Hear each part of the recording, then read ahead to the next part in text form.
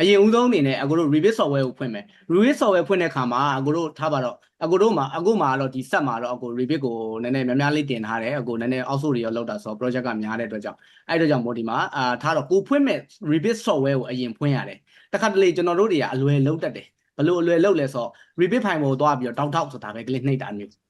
အများစုကတော့ file ဖွင့်နေဆိုရင်ဥမာတစ်ခုခု file ဖွင့်နေဆိုရင်ဒါပဲကလစ်နဲ့ပဲသွားကြတာမဟုတ်လားလက်ညှိုးနှစ်ခါကလစ်တယ်ပြီးဖွင့်လိုက်တာဒါပေမဲ့ဒီ Revit မှာကြာရင်ဘာရှိနေအများကြီးကိုမှရှိနေတာမျိုး project က2ခု3ခုကန်ရတာမျိုးဆိုရင်အတက်နိုင်ဆုံးအဲ့လိုမဖွင့်နဲ့နော်ရမယ်နော်ခုရပြောထားရနော်interview တွေမှာလူတယောက်ကကောင်းကောင်းဘယ်လိုသုံးတတ်လဲဆိုတော့သူ့ရဲ့ basic သုံးတဲ့ပုံစံလေးတွေကိုကြည့်ပြီးတော့ခွဲလို့ရတယ်အဲ့ file ဝင်တောက်နဲ့ဖွင့်လိုက်တာဒီတယောက်ကလည်းမကျွမ်းကျင်သေးဘူးအဲ့တော့အခုတို့သုံးမဲ့ version ကိုအရင်ဖွင့်ရမယ်အဲ့ဒါမဲ့ကျွန်တော်မှာဆိုရင်ဒီမှာ၄-၅ခုရှိတယ်အဲ့တော့ကျွန်တော်2022နဲ့ဖွင့်မယ်ဆိုရင်22ကိုအရင် software ကိုအရင်ဖွင့်ရမယ်နားလည်နော် Okay software ကိုအရင်ဖွင့်မယ် software ပွင့်ပြီဆိုမှလိုချင်တဲ့ file ကိုသွားဖွင့်ရမယ် Okay အဲ့ file ဖွင့်တာလေးနည်းနည်းပြောပြပေးမယ်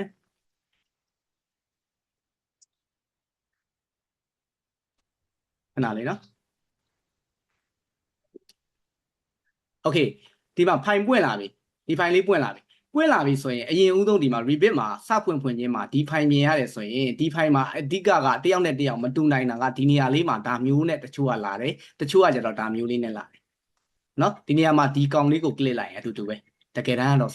step up view ကတော့ကိုထားခြင်းတယ်လို့လေဒါလေးကို click လိုက်ရင်ရတယ်အပေါ်ဆုံးဘယ်ဘက်တောင်းဟာလေးနော် R ဆိုတဲ့ဟာလေးရဲ့ဘေးကဟာလေးပဲနော်အဲ့တော့ဒီကောင်နှစ်ခုကဘာလဲဆိုတော့ step up bar မှာအရင်ဦးဆုံးဒီမှာအခုလို့စစာခြင်းပေါ့နော်ကိုအရင်ပြီးခဲ့တဲ့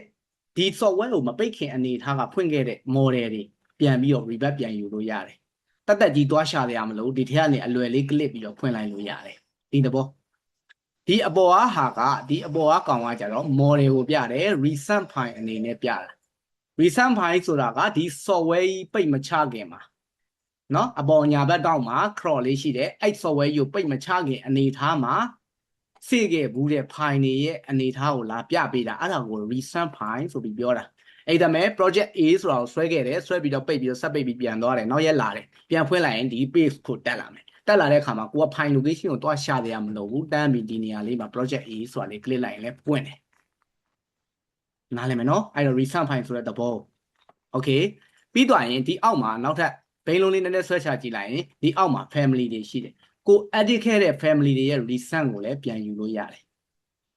နားလည်မယ်နော်အတူတူပဲနော် project ကိုဆွဲမှာလား family ကိုဆွဲမှာလားဒီနေရာမှာ model နဲ့ family နှစ်ခုရှိတယ် model ဆိုတာကအခုတို့အလုပ်လုပ်မဲ့ model နေရာနော် model ကိုပြောတာ family ဆိုတာကသုံးမဲ့ပစ္စည်းလေးတွေ example မြင်အောင်ပြောရရင်အခုတို့ M&E သမားတွေကြီးဖြစ်တယ်ဒီထဲမှာ M&E နဲ့ပတ်သက်ပြီးလာ join ကြတာဖြစ်တဲ့ကြောင့် MEP နဲ့ပတ်သက်ပြီးတော့ပစ္စည်းလေးအဲ့ဒါမဲ့ပန်တလုံးကိုချမယ်ဆိုအဲ့ပန်ကိုလောက်ထားတဲ့ဟာက family လောက်ထားတာတနည်းအားဖြင့် AutoCAD လို့ဆို block တစ်ခုလောက်ထားတယ်လို့ပဲနားလည်မယ်နော်အဲ့ဒါကိုခေါ်ချပြီးသုံးတဲ့ပစ္စည်းလေးတွေကို family လို့ခေါ်တာရမယ်နော်သူ့မှာ family မှာ default ပါလာတဲ့ system family နဲ့ loadable family ဆိုပြီးတက်ရှိတယ် system family ဆိုတာ Revit ကိုစဖွင့်လိုက်ပြီးဆိုကြတဲ့က system အနေနဲ့ဆွဲလို့ရတာ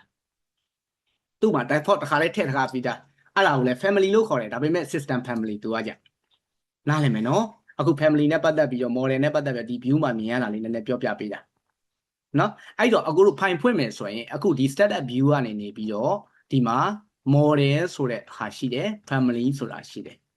ဒီဘက်မှာလည်းရှိတယ်နော်ညာဘက်မှာလည်းရှိတယ်အဲ့တော့ဒီဘက်ဘက်ကဟာက open ရှိတယ် new ရှိတယ်တကယ်လို့ project ရှိပြီးသား existing project ကိုဖွင့်မယ်ဆိုရင် open နားလည်မယ်နော် open ကိုနှိပ်မယ်တကယ်လို့ကိုကအခုမှ project ကတန်တာအခုမှအဝက်ရတာအခုမှတန်တာအဝက်ရတာတန်တာကိုကိုကဆွဲရတော့မှာတန်တာမှာလက်နဲ့ချစ်ထားတာတွေပါတွေပဲရှိမှာအဲ့ဒါကိုအခြေခံပြီးကိုကဆွဲရတော့မှာဆိုရင်အရင်ဦးဆုံး set up လုပ်ရမယ်ဆိုရင် new ကိုနှိပ်နားလည်မယ်နော်ဆွဲပြီးသား current project တွေလုပ်ပြီးသားဆိုရင် open ဖွင့်ရုံပဲနော် open ဖွင့်ရုံပဲအဲ့တော့ဒါက model နဲ့ပတ်သက်ပြီးတော့ new နဲ့ open နဲ့ကိုပြောပြတာ family မှာလည်းအဲ့တိုင်းပဲ new နဲ့ open နဲ့ရှိမယ်တခါတလေမှာကိုက cloud model တွေသုံးတယ်တချို့လဲကြားဘူးမယ်ထင်ပါတယ် cloud model ဆိုတာက server ပေါ်ကဖိုင်ကိုလမ်းဆွဲတာကိုကွန်ပျူတာထဲစိတ်ထားတဲ့ဟာမဟုတ်ဘူးအခုနောက်ပိုင်းမှာအကိုတို့သုံးတာတွေအများစုက ACC တို့ Bin 360တို့ကိုသုံးတယ်နော် Bin 360တို့ကိုသုံးတယ်အဲ့ဒါတွေက cloud server တွေအဲ့ server ထဲမှာလည်းအလုပ်လုပ်တာ file တွေကိုလည်းအဲ့ထက်မှာလည်းထားတာဒီသဘောနားလည်မယ်နော်အခုညီမတို့ဆိုရင် Google Drive တွေပါတယ်သုံးလိုက်မယ် OneDrive တွေပါတယ်သုံးလိုက်မယ် Microsoft ရဲ့ OneDrive တွေပါတယ်သုံးလိုက်မယ်အဲ့လိုပဲသူကလည်းအဲ့လို cloud server တစ်ခုပဲနားလည်မယ်နော်အဲ့ဒါကိုဆွဲမယ်ဆိုရင်အဲ့ဒီဟာကျတော့ဒီ open နဲ့ဒီဟာနဲ့ကနေတွားလို့မရတော့ဒီကနေလာရမယ် Autodesk document ကနေဖွင့်တယ်အောက်ဖက်နားလည်မယ်နော်ဒါကအခုလောတယ်အခုတော့ cloud server ဘာမှမပါဘူးဒါသိအောင်လို့ project အများစုကအခုနောက်ပိုင်းမှာ cloud ကနေနေပြီးတော့ဒါရိုက်ဖွင့်ပြီး cloud မှာလည်းအလုပ်လုပ်ကြတာများတယ်နော်အကောင့်မှာလည်းအလုပ်လုပ်ပြီးတော့ဒီ cloud ထဲမှာလည်းတစ်ခါတည်း seat ချတာပေါ့နော် seat လုပ်တယ် seat တင်တယ် submission တင်တယ်ဒါမျိုးတွေတွားကြတာများတယ်အဲ့တော့ဒါက cloud နဲ့ပတ်သက်ပြီးတော့ Autodesk document နဲ့မှာဝင်ပြီးတော့ဆွဲရတာမျိုးတွေရှိတတ်တယ်အဲ့တော့အဲ့ဒါမျိုးဆွဲမယ်ဆိုရင်ဒီကနေနှိပ်လို့ရတယ်နားလည်မယ်နော်ဒီ view မှာအခုမြင်ရတဲ့ start up view မှာသိချင်တဲ့အပိုင်းရှင်းမလားရှင်းနော်အပေါ်မှာဖွင့်ထားတဲ့ဟာက Autodesk Revit 2022ကိုဖွင့်ထားပါတယ်ဒါကသူ့ရဲ့ version ကိုပြပေးတာနော်ညာဘက်အပေါ်ထိပ်လေးကကြတော့ကိုယ့်ရဲ့ license account ကိုပြပေးတယ်နော်တကယ်လို့ crap version သုံးတဲ့လူကဒီနေရာမှာဘာမှပေါ်မှာမဟုတ်ဘူးနော် student version သုံးတဲ့လူကလည်းဒီနေရာမှာ student version နဲ့ပတ်သက်ပြီးကိုဝယ်ထားတဲ့ email ပေါ်လိမ့်မယ် official license သမားကလည်း official license နဲ့ပတ်သက်ပြီးပေါ်လိမ့်မယ်နားလည်မယ်နော်အဲ့ဒါဒီ view မှာမေးချင်တဲ့အပိုင်းရှင်းမလားမရှိဘူးနော်ရှင်းမယ်နော် Revit တစ်ခုကိုဘယ်နေရာပါဆိုတခါတည်းကိုယ့်ကိုမှတ်ထားပါနော်ပြီးပြီအဲ့ဒါပြီးပြီဆိုရင်အခုတို့ဒီအပေါ်ဘက်ကဒီ setup view လေးကိုဒီ R ဆိုတာလေးရဲ့ဘေးကဟာလေးကိုတစ်ချက် click လိုက်ရင်ဒီနေရာကိုရောက်သွားတယ်ဘာမှမပေါ်သေးဘူးအခုတို့ဘာမှလုပ်မရသေးဘူးဘာလို့လဲဘာမှမဖွင့်နေတာ software ပဲဖွင့်နေတာ file တွေပါဘာမှမဖွင့်သေးဘူးအဲ့တော့ကြောင့်ဘာမှမမြင်ရသေးဘူးအဲ့တော့ဒီမှာအပေါ်ဘက်မှာအပေါ်ဆုံးဘားမှာဆိုရင် quick menu bar လို့ခေါ်တယ်အကိုတို့ရဲ့ note ထဲမှာလည်းပါပါတယ်တစ်ချက်ကြည့်လိုက်မယ်ဒီမှာ note ထဲမှာအပေါ်ဆုံးကဘားလေးကို quick menu bar လို့ခေါ်အကိုဒီဟာလေးကိုအယောင်လေးပြောင်းလိုက်မယ်ခဏလေး okay ဒီမှာ quick asset toolbar ဆိုတာလေးရှိတယ်တချို့ကဝင်နေတော့ခဏလေးနော် asset လောက်လာ quick asset toolbar ဆိုတာလေးရှိတယ်အဓိက quick asset toolbar လို့ပြောကြတဲ့က quick ဆိုတဲ့မြန်လိုချင်လို့ tool တွေကိုမြန်လိုချင်လို့အပေါ်တင်ထားတာဒီသဘောနားလည်မယ်နော်တူးတွေကိုကိုကဟိုလိုဒီတိုက်တယ်တွေကိုတက်မဝင်ခြင်းမှုဒီ ribbon bar တွေကိုတက်မဝင်ခြင်းမှုဆိုရင်တက်ကိုလိုချင်တဲ့တူးတွေကိုဒီအပေါ်ဆုံး software ရဲ့အပေါ်ဆုံးထိပ်မှာတင်ထားလို့ရတယ်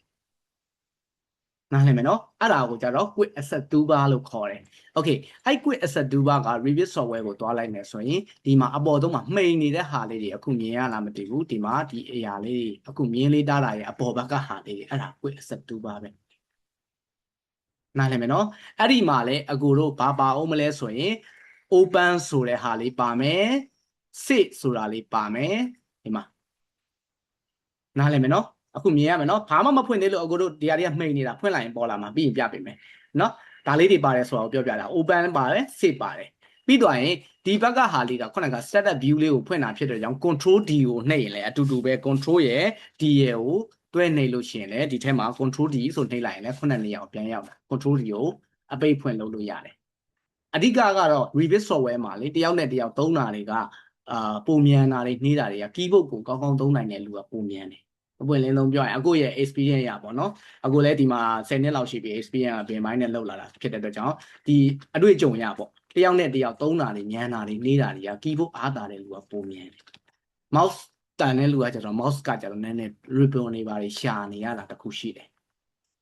အဲ့လိုရှိတယ်အဲ့တော့ဖြစ်နိုင်ရင်ကိုက professional way ကိုသွားမှာကိုကဒီဟာနဲ့ပဲအသက်မွေးဝမ်းကြောင်းပြုတ်မှာဒါနဲ့ပဲ specialize လုပ်မှာဆိုရင်တော့ keyboard ကိုအားတောင်းလေ့ကျင့်ကိုကမဟုတ်ဘူးကိုကနည်းနည်းလေးသိုံတော့ပဲကိုက site engineer project engineer နောက်ပိုင်းသွားရင်ကိုက project way ကိုပဲသွားမှာ project manager project coordinator ဒါမျိုးအဆင့်ဆင့်သွားမှာ project director ဒါမျိုးတွေသွားမှာဖြစ်ရင်တော့ရေဘူးရလောက်ပဲသိရင်ရပြီ mouse ကနေဘယ်နားကဘာလေးကဘယ်လိုမျိုးဆိုရင်ရပြီဒါပေမဲ့ကိုကဒီ BIM model လား BIM modeling ဘိုင်းနဲ့ BIM model လားပြီးရင် BIM coordinator BIM manager ဒါမျိုးတွေနဲ့သွားမယ်ဆိုရင်တော့ keyboard ကိုပိုတော်တော်လက်သုံးနိုင်ပိုကောင်းတယ်เนาะဒါမျိုးရှိတယ်အဲ့တော့ keyboard က shortcut လေးတော့တိထားဖို့လိုတယ် control D ဆိုရင်ဒါမျိုးခုနကလိုပဲเนาะအဲ့ဒါကိုမှဒီဘက်ကဟာလေးက R ဆိုတာလေးကတော့သိပါတယ်သူရဲ့ဟိုပါပေါ့เนาะသူရဲ့ဒီ main application အနေနဲ့ပြတဲ့ဟာပေါ့အဲ့တော့အကိုတို့ဒီမှာခုနက open တို့ဒီ open ကိုနှိပ်လိုက်ရင်လည်း ဖိုင်ဖွင့်မဲ့နေရာကိုရောက်သွားမယ်ဒါမှမဟုတ်နောက်တနည်း open ကဘယ်နေရာရှိအောင်မလဲဆိုရင်ခဏလေးပေါ့ဘယ် open ကဒီမှာခဏလေးနောက်တစ်ချို့ဝင်လာကြလို့ဖိုင်ကနေနေပြီးတော့ open ကိုနှိပ်လဲအတူတူပဲဒါပေမဲ့ဒီဖိုင်လေးကို click လိုက်တာနဲ့ဒီ drop down လေး box လေးကြာလာမှာနော်ဒီ box လေးထဲမှာဒီမှာအများကြီးပဲnew ဆိုလဲ new ရဲ့ညာဘက်မှာမြားလေးရှိသေးတယ်နော်မြားလေးရှိတယ်မြားလေးကိုကြည့်လိုက်အောင် project ကို new ခေါ်ကျင်တာလား family ကို new ခေါ်ကျင်တာလား constituent mask ကို new ခေါ်ကျင်တာ title block creation လုပ်ချင်တာလားဒါမှမဟုတ် annotation symbol လေးအနေနဲ့ဒီဖန်တီးကျင်တာလားတနည်းအားဖြင့်ဆိုရင် note and legend file လေးအနေနဲ့တတ်လုပ်ချင်တာဒါမျိုးလေးတွေပေါ့နော်ဒီဟာလေးတွေကိုပြန်ရေးလို့ရသေးတယ်အဲ့လိုပဲ open မှာလည်းအတူတူပဲ open ကိုကြည့်လိုက်တယ်ဆိုရင် cloud model ခုနကပြောခဲ့တဲ့အကိုတို့ main ဒီပထမဦးဆုံး step up view မှာလေ cloud model ကိုလှမ်းဖွင့်တဲ့နေရာနဲ့ဒီကောင်နဲ့အတူတူပဲနားလည်မယ်နော် AutoCAD တို့ Revit တို့မှာသွားတဲ့ way တွေက2မျိုး3မျိုးရှိတယ်အတူတူနေရာကိုရောက်တာပဲဒါပေမဲ့ကိုယ်ပဲနေရာကိုအားတာလဲဆိုတာတစ်ချက်ပေါ့နော်မှတ်ထားပေါ့ညမယ်နော်အဲ့တော့ဒီမှာ cloud model ကိုဖွင့်မယ်ဆိုရင် cloud model ဆိုတာနှိပ်ပြီးတော့အခုလို cloud ဝယ်ထားမှာ cloud subscription လုပ်ထားမှာအဲ့ဒါရတာနော်အခုလောလောဆယ် student version နေမရအောင်နော်နှိပ်ကြည့်လဲဘာမှရှိမှာမဟုတ် project ကပြီးရင်အဲ့ project ကိုဒီ email ကို assign ပေးထားမှာကိုကဝင်ပြီးတော့ဆွဲလို့ရမှာဒီသဘောရှိတယ်အဲ့ဒါက cloud model project ဆိုတာကြတော့ကိုယ့်ရဲ့ဒီ local drive ပေါ့ local drive ဆိုတာကိုယ့် computer ထဲမှာစိတ်ထားတဲ့ hard disk or ဒါမှမဟုတ်ကိုယ့်ရဲ့ computer ရဲ့ drive ထဲမှာစိတ်ထားတဲ့ဟာကိုပဲဖွင့်လို့ရမှာ project နော်ပြီးရင် family ကိုဖွင့်ကျင်တာလားဒါမှမဟုတ် Revit file အနေနဲ့နောက်ထပ်တခြား file type တွေကိုဖွင့်ကျင်တာလားရမယ်နော်ပြီးသွားရင်နောက်တစ်ခုဒီမှာ IFC file တနည်းအားဖြင့် IFC file ဆိုတာကအကိုတို့ဘင် software တွေသုံးပြီးဟေ့ဆိုရင် Revit က main ပဲသူက main software ပေါ့ပြောရရင်သူကနေနေပြီးတော့ဖြန့်သွားတာအဲ့တော့ example ArchiCAD တို့တချို့ကြားဘူးလိမ့်မယ် ArchiCAD ကြားဘူးမယ်တချို့ SketchUp ကြားဘူးမယ် example နော် ArchiCAD တို့ဘာလို့သုံးလဲဆိုတော့သူတို့က Revit ကိုတန်းပြီးထုတ်လို့မရအောင်အဲ့တော့သူတို့ကဘာလုပ်လဲ IFC file နေနဲ့ export လုပ်ပေးတယ်အဲ့ IFC file ကိုကဒီထဲမှာလာဖွင့်လို့ရတယ်နားလည်မယ်နော် 3D software တွေပဲ Archi က Archi ဓမ္မသူ Archi နဲ့ပတ်သက်တဲ့ software ကိုသုံးပါအကိုတို့ M&E ကလည်း M&E နဲ့ပတ်သက်တဲ့ software တွေကိုသုံးပါဒါပေမဲ့အကိုတို့ M&E သမားအများစုက Revit ကိုပဲသုံးကြတယ်နော်Revit က main ကို Revit ကနေဘာ file လိုချင်လဲအကုန်ဖြန့်လို့ရတယ် AutoCAD လိုချင်လား IFC လိုချင်လား Navisworks file လိုချင်လားအကုန်ရတယ်ဒီသဘောမျိုးအဲ့ဒီတော့အဓိက main အနေနဲ့ linking လုပ်နေတာကသူတို့က IFC အနေနဲ့ဒီ bin software တွေကြားမှာ related ဖြစ်အောင် linking လုပ်နေတဲ့သဘောနားလည်မယ်နော်အဲ့တော့ကိုပဲ file ကိုဖွင့်ချင်လဲ file open ကနေနေပြီးတော့ဖွင့်လို့ရမယ်ပြီးရင်နောက်တစ်ခုအောက်ဆုံးကိုဘိန်းလုံးလေးကိုဆွဲချကြည့်ဘိန်းလုံးလေးဆိုရ sample file ဆိုတာရှိတယ် open မှာ Revit ကို install တင်လိုက်ပြီဆိုတော့ sample file တွေပါပြီးသားအခုတို့ဘာမှမဆွဲခင်နေဆွဲထားပြီးသားရှိတယ် sample file ကို click ကြည့် click လိုက်ရင်ဒီထဲမှာကိုဘယ် file ကိုဖွင့်ကျင်တာလဲ Archi model file ကိုဖွင့်ကျင်တာလားတပတ်မဟုတ်ရင်တခြား MEP နဲ့ပတ်သက်တဲ့သူတို့ဆွဲထားတာလေးတွေရှိမလားဒီမှာတစ်ချက်ဝင်ကြည့်လို့ရတယ်ဥပမာ Archi ကိုအကိုဖွင့်လိုက်တယ်ဆိုရင် Archi ကို open နှိပ်လိုက်ရင်ဆွဲပြီးသား Archi file ကိုပွင့်ပေးမှာဒါကRevit ကို software တင်ကြတဲ့ကပါတဲ့ file တစ်ချက်ကြည့်လိုက်မယ်ဆိုရင်ဒါမျိုးသူ့မှာဆွဲပြီးသားဒီဟာတွေကဆွဲထားပြီးသားနားလည်မလားဒါက existing ပါတဲ့ file ဒီ file တွေကတော့နမူနာအနေနဲ့ပဲသူကထည့်ထားတာပေါ့သူ့ရဲ့ software ကိုနမူနာအနေနဲ့ထည့်ထားတာအဲ့တော့ဒါပေမဲ့ဆွဲထားတာတွေကတော့မစိုးဘူးတော်တော်လေးတော့တိတိကျကျတော့ဆွဲပေးထားတယ်ဒီမှာ constituent mask တွေပါရောဒါမျိုးဆွဲပေးထားတယ်ဒါ project auto ပါပြီးသားဘယ်သူနေပါတယ်ဒီ software ဒီ software တင်လိုက်ပြီဆိုကြတဲ့ဒီ file နဲ့ပါပြီးသားအဲ့ဒါ sample file ထဲမှာရှိတာနားလည်မယ်နော်အခု open နဲ့ new နဲ့ပတ်သက်ပြီးတော့ပြောပြပေးတာနော်အဲ့တော့အကိုတို့ဒီမှာဒီဘက်ကနေနေပြီး open ကိုနှိပ်လဲခုန box ကျလာမှာပဲ new ကိုနှိပ်လဲခုန box ကျလာတာပဲဒါပေမဲ့ဘာကွာသွားလဲဆိုတော့ဒီအပြင်ဘက်ကအနေထားနဲ့ control D လို့နှိပ်လိုက်တဲ့ဒီအတွင်းနဲ့ file ကနေ click ပြီးတော့ open လုပ်တာနဲ့じゃဒီကောင်ကထပ်ပြီး particular ထပ်ခွဲလို့ရတယ် specific file type တွေထပ်ခွဲလို့ရတယ်နားလည်မယ်နော်နားလည်မယ်နော်အဲ့တော့အခုတို့ဒီမှာဒီထဲမှာ new ရယ် open ရယ်နှစ်ခုရှိတယ်နှစ်ခုမှာအောက်က save ရယ် cs ရယ် save ကတော့ပုံမှန်အတိုင်းဒီ location တိုင်း save တာ cs ကကြတော့ကိုလိုချင်တဲ့ file ပတ်လမ်းကြောင်းကိုတွားပေးပြီးတော့ save တာဒါတော့ရှင်းပါတယ်နော် export နောက်တစ်ခု export ကကြဘာလဲဆိုတော့ဒီ Revit file ကနေနေပြီးတော့အခုတို့ဘာ file ထုတ်ချင်တာလဲခုန IFC ထုတ်ချင်တာ export ကနေသွားမှာနော် export ကနေနေပြီးတော့ထုတ်ပေးရမယ်အခုဘာ file မှဖွင့်မထားသေးတဲ့အတွက်ကြောင့် IFC တွေပါတယ်မှိန်နေတယ်နော် file ဖွင့်ပြီးမှအဲ့ဒါလေးရလင်းလာမှာဒါမှမဟုတ် CAD format အနေနဲ့ AutoCAD အနေနဲ့ဖွင့်ကျင်တာလား AutoCAD အနေနဲ့ export ထုတ်ချင်တာလား AutoCAD တောင်မှ DWG လား DXF လား DGN လားဒါမျိုးသူ့မှာရွေးစရာတွေအများကြီးရှိသေးတယ် AutoCAD နဲ့ပတ်သက်အဲ့မှာကိုကြီးက PDF ကိုထုတ်ချင်တာလား PDF file ကိုလုပ်လို့ရတယ် DWF ကိုထုတ်ချင်တာလားအဲ့ဒါမဲ့ SolidWorks တွေပါတယ်နဲ့ကိုကချိတ်ဆက်ပြီးလုပ်ရမယ်အလုပ်မျိုးဆွဲထားတယ်ဆိုရင် SolidWorks တမ DWF မှာရမှာအဲ့တော့ DWF export လုပ်ပေးလို့ရတယ်ဒါမှမဟုတ် SolidWorks တမကသူ့မှာ file ရှိတယ် okay sorry တယောက်ကိုလက်ခံလိုက်လို့ဟုတ်ပါသူ့မှာ file ရှိတယ်ဆိုပါတော့เนาะသူ့မှာ file ရှိတယ်သူကနေ export လုပ်ပေးတာ IFC လည်းမရဘူး DWG လည်းမရဘူးသူက DWF ပဲရတာအဲ့လိုမျိုးဆိုရင်လည်း Revit မှာအားလုံးချိတ်ဆက်ပြီးသုံးလို့ရတယ်ဆိုတော့ပြောတာနားလည်မယ်နော်ဒီทีမှာနားလည်မယ်နော် okay okay ဒီအောက်က sample file အနေနဲ့သွားတဲ့ဟာရှိတယ် okay export မှာနောက်ထပ်ဘာတွေထုတ်လို့ရသေးလဲဆိုတော့ report ကဒီ report ကဘာလဲဆိုတော့အခုတို့ရှိတွေပြင်ကြတယ်ရှိတွေပြင်တယ်ဆိုတော့ title block တွေနဲ့ထည့်တယ် BU တွေကောက်တယ် QS တွေက BU ကောက်တယ်အထူးသဖြင့်ဖန်ဘယ်နှလုံးရှိလဲ air con ဘယ်နှလုံးရှိလဲမိချောင်းဘယ်နှချောင်းရှိလဲဒါမျိုးတွေကောက်တယ် manually ကောက်ကြတာများတယ်တို့ပေမဲ့ဒီနောက်ပိုင်းမှာဘင်ကို accuracy ဖြစ်အောင်ဆွဲထားတဲ့ model တွေကအဲ့ဒါတက်တာသွားတယ် BU ကောက်ဆရာမလို့ဒီကနေတခါလေး schedule report run area တွေ run တွေအကုန် report လုပ်လိုက်လို့ရတယ် accuracy ဖြစ်မှာเนาะဘင်ထဲမှာမှားနေရတကူကူမှားနေရင်တော့အဲ့ BU ကလွဲသွားမှာပဲနားလည်မယ်နော် quantity တွေရော့သွားတာလည်းမျိုးကြီးဖြစ်မယ်တခါတလေမှာ equipment ကိုနှစ်ခါထပ်ချမိထားတာမျိုးဆိုရင်နှလုံးပေါ်လာမယ်ဒါမျိုးတွေတော့ရှိတယ်သူ့မှာလည်းအားနည်းချက်နဲ့အားသာချက်နဲ့တော့ရှိတာပေါ့နော်ဒီလိုရှိတယ်အဲ့တော့ဒါကကျတော့ report ဆိုတာက schedule ထုတ်တယ် run area တွေ run ရဲ့ဒီအနေထားတွေဘာအခန်းဘယ်အခန်းကဘယ်လောက် area ရှိတာတွေဒါမျိုးထုတ်တဲ့အခါမှာတုံးတယ်နောက်တစ်ခု option တွေနဲ့ဒီမှာနောက်ထပ်တခြား option တွေထပ်ပြီးတော့ထုတ်ချင်နေလားတဲ့ဒီမှာ option တွေကိုကစားလို့ရသေးတယ်ကိုထုတ်မဲ့ export ထုတ်မဲ့ဟာရဲ့ option တွေထပ်ကစားလို့ရတယ်ပြီးရင်ဒီမှာနောက်ထပ် option ဒီ option ကကျ software ရဲ့ option ဖြစ်သွားပြီ software တစ်ခုလုံး option ကစားမဲ့ကောင်ဘယ်ထဲမှာရှိလဲဆိုတော့ file ဆိုတာလေးကို click လိုက်တယ် option ဆိုတာလေးကို click လိုက်ရင်အဲ့ဒါ software တစ်ခုလုံးရဲ့အနေထားကိုကစားမဲ့ကောင်အဲ့တော့ဒီနေရာမှာ exit rebate ဆိုတာကပိတ်ချတာပဲเนาะ exit rebate ဆိုတာက software ကြီးပိတ်လိုက်တာခဏလေးအကိုတယောက်လက်ခံလိုက်ပါဦး join ကြဒီမှာ exit rebate ဆိုတာအကိုတို့ exit လုပ်လိုက်တာ software ပိတ်သွားမှာဒီညာဘက်အပေါ်တောင်းက cross နဲ့အတူတူပဲနားလည်မယ်နော် close rebate နဲ့ exit rebate နဲ့အတူတူပဲ exit ဖြစ်သွားမှာ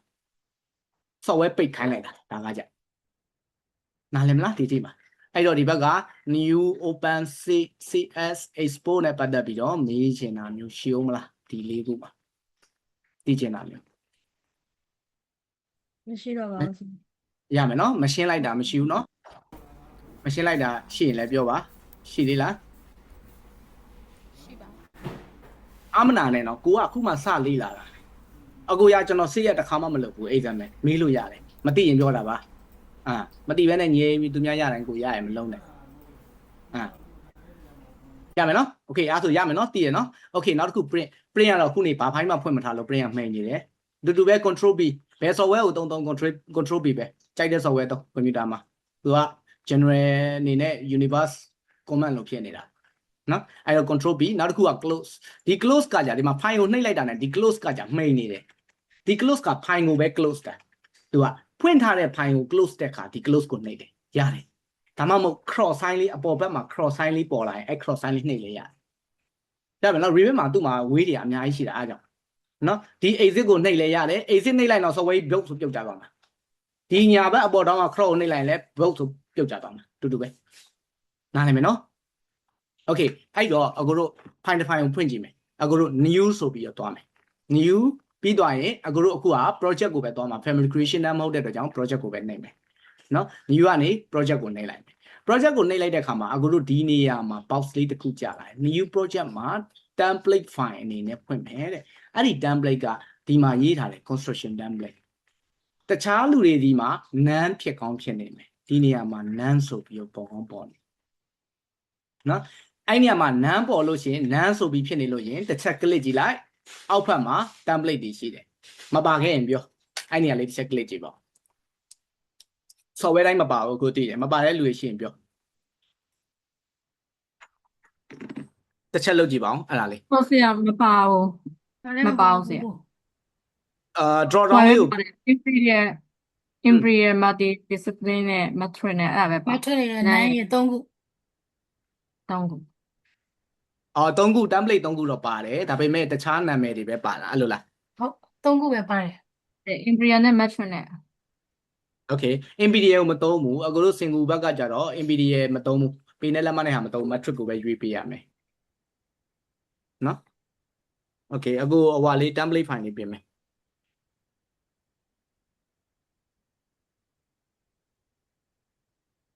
အခုတစ်ခုကို ပြန် ပဲ ကြီး ပြင်ဟုတ်ကဲ့ ညီမရဲ့ template file တွေကဂျပန်လိုပြည့်နေလို့အင်္ဂလိပ်လိုပြောင်းမရအောင်နော်ဆင်ဟုတ်တယ် အင်္ဂလိပ်လိုရမှာပါအာ ဟုတ် တစ်ခုရှိတာကညီမအဲ့ဒါကတော့ language ထဲမှာဝင်ပြင်ရမယ်ထင်တယ်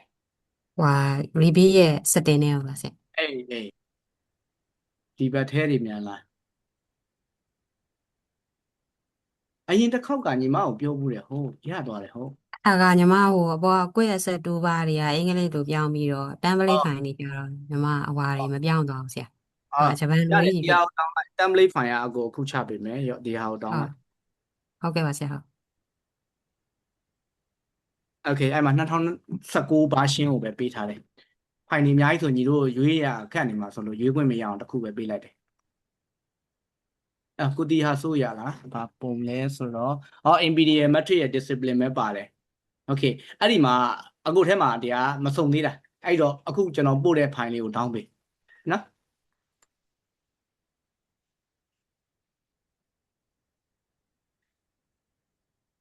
Okay တောင်းပြီးဝိုင်းပြောပြပါကျွန်တော်တစ်ချက်ဆက်ပြပေးမယ်အခုတို့ဒီနှစ် file ထဲမှာ template ရဲ့ library ရဲ့ရှိ library ဆိုတာကတော့တနည်းအားဖြင့်ခုနကလိုပဲဒီ fitting တွေဘာတွေခေါ်ချမယ်အခုတို့ repeat ထဲမှာ auto မပါလာတဲ့ဒီ default family တွေပေါ့မပါလာတဲ့ဟာတွေကိုဆရာဘယ်ကနေတောင်းအောင်မလုပ်နဲ့အဲ့မှာ link ပေးထားတယ်ဗျာကျွန်တော်နော်အဲ့ link ကို click လိုက်နော်အဲ့ဒီမှာအဲ့ဒီထဲကဟာတွေက HTML fitting တွေဆိုတာဘယ်လိုမျိုးလဲဆိုတော့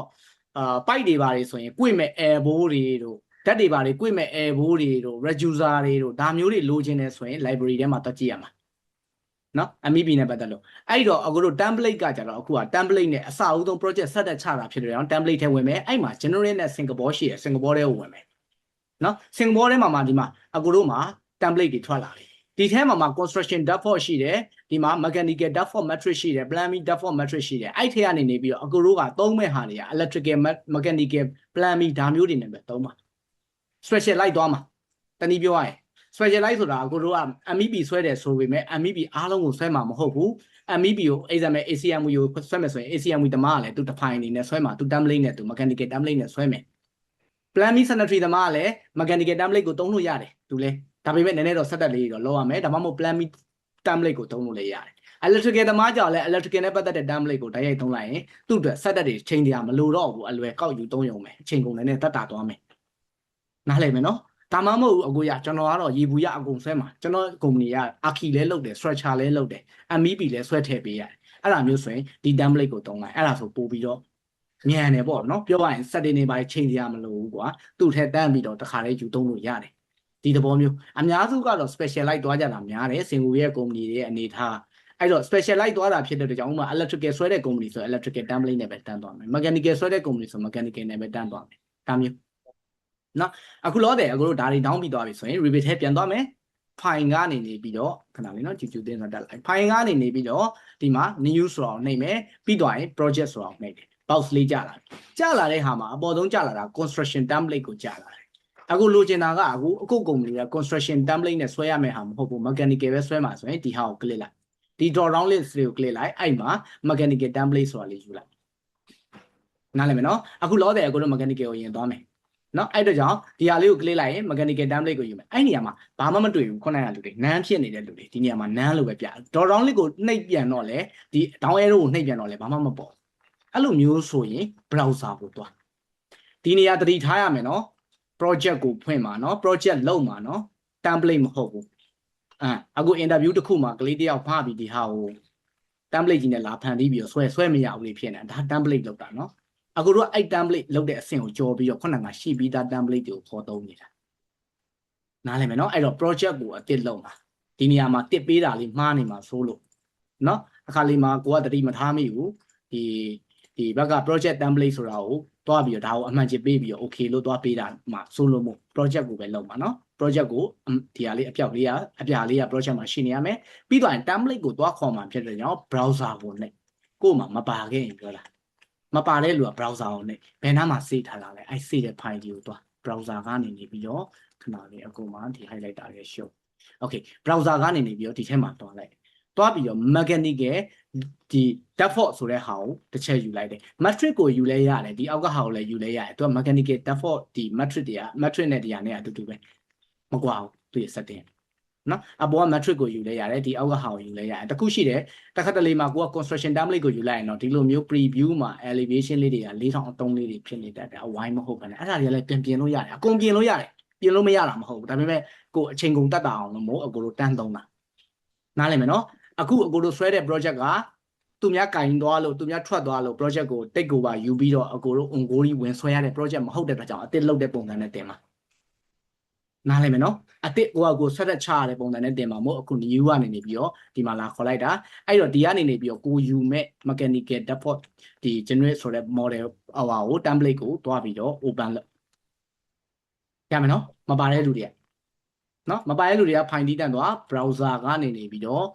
သူ့ရဲ့ location ကိုဝင်လိုက်အခုမှတော့ဒီမှာ AWD 2020နေရှိတဲ့ template ထဲကနေနေပြီးတော့ဒီမှာ English ဆိုတဲ့ထဲကနေနေပြီးတော့ဒီမှာပါလာတဲ့ဟာ default ပါလာတယ်ဒီဟာပါလာလို့မို့အခုဒီကနေနေပြီးတော့တန်းပြီးတော့ဖွင့်လိုက်လို့ရတယ်တကယ်လို့မပါတဲ့လူတွေကဒီနေရာမှာ file လမ်းကြောင်းသွား data C ထဲလား data D ထဲလားဘယ်ထဲမှာထည့်ထားလဲခုန download တဲ့ file အဲ့ file ကိုသွားရှာဒါလည်းနားလည်မယ်နော်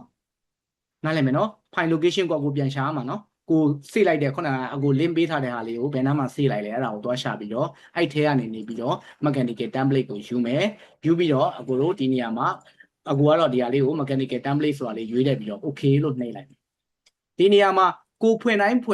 ဒီ template တွေကိုကိုဖွင့်လိုက်တိုင်း mechanical template ဆိုတာလေးကိုထိတ်ဆုံးမှာကြားကျင်တာဘာမှမနှိပ်ချင်ဘူးဒီ draw down ဒီ down arrow လေးကိုနှိပ်ရမလို့ပဲနဲ့ဒီ mechanical template တန်းပေါ်ဘယ်လိုလုပ်လို့ရလဲဆိုတော့နောက်တစ်ချက်ကဒီဘက်မှာ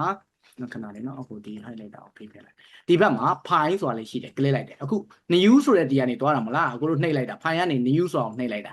new ဆိုတာကိုနှိပ်ပြီး project ဆိုတာကိုနှိပ်လိုက်မှအဲ့ box ကျလာတာအဲ့ box ကျလာတဲ့ခါမှာဒီမှာ construction template ဆိုတာနဲ့တန်းကြတာအခုမလို့ချင်းဘူးဒီနေရာမှာ mechanical template ဖြစ်ချင်တာအဲ့ဒါကိုဘယ်ကနေတွားလို့ရလဲဆိုတော့ file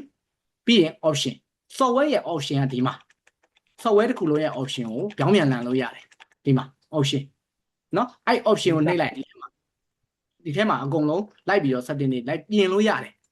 နော်ဒီ option ထဲမှာမှအကိုတို့ခုနက user interface ဆိုတာတစ်ချက် click sorry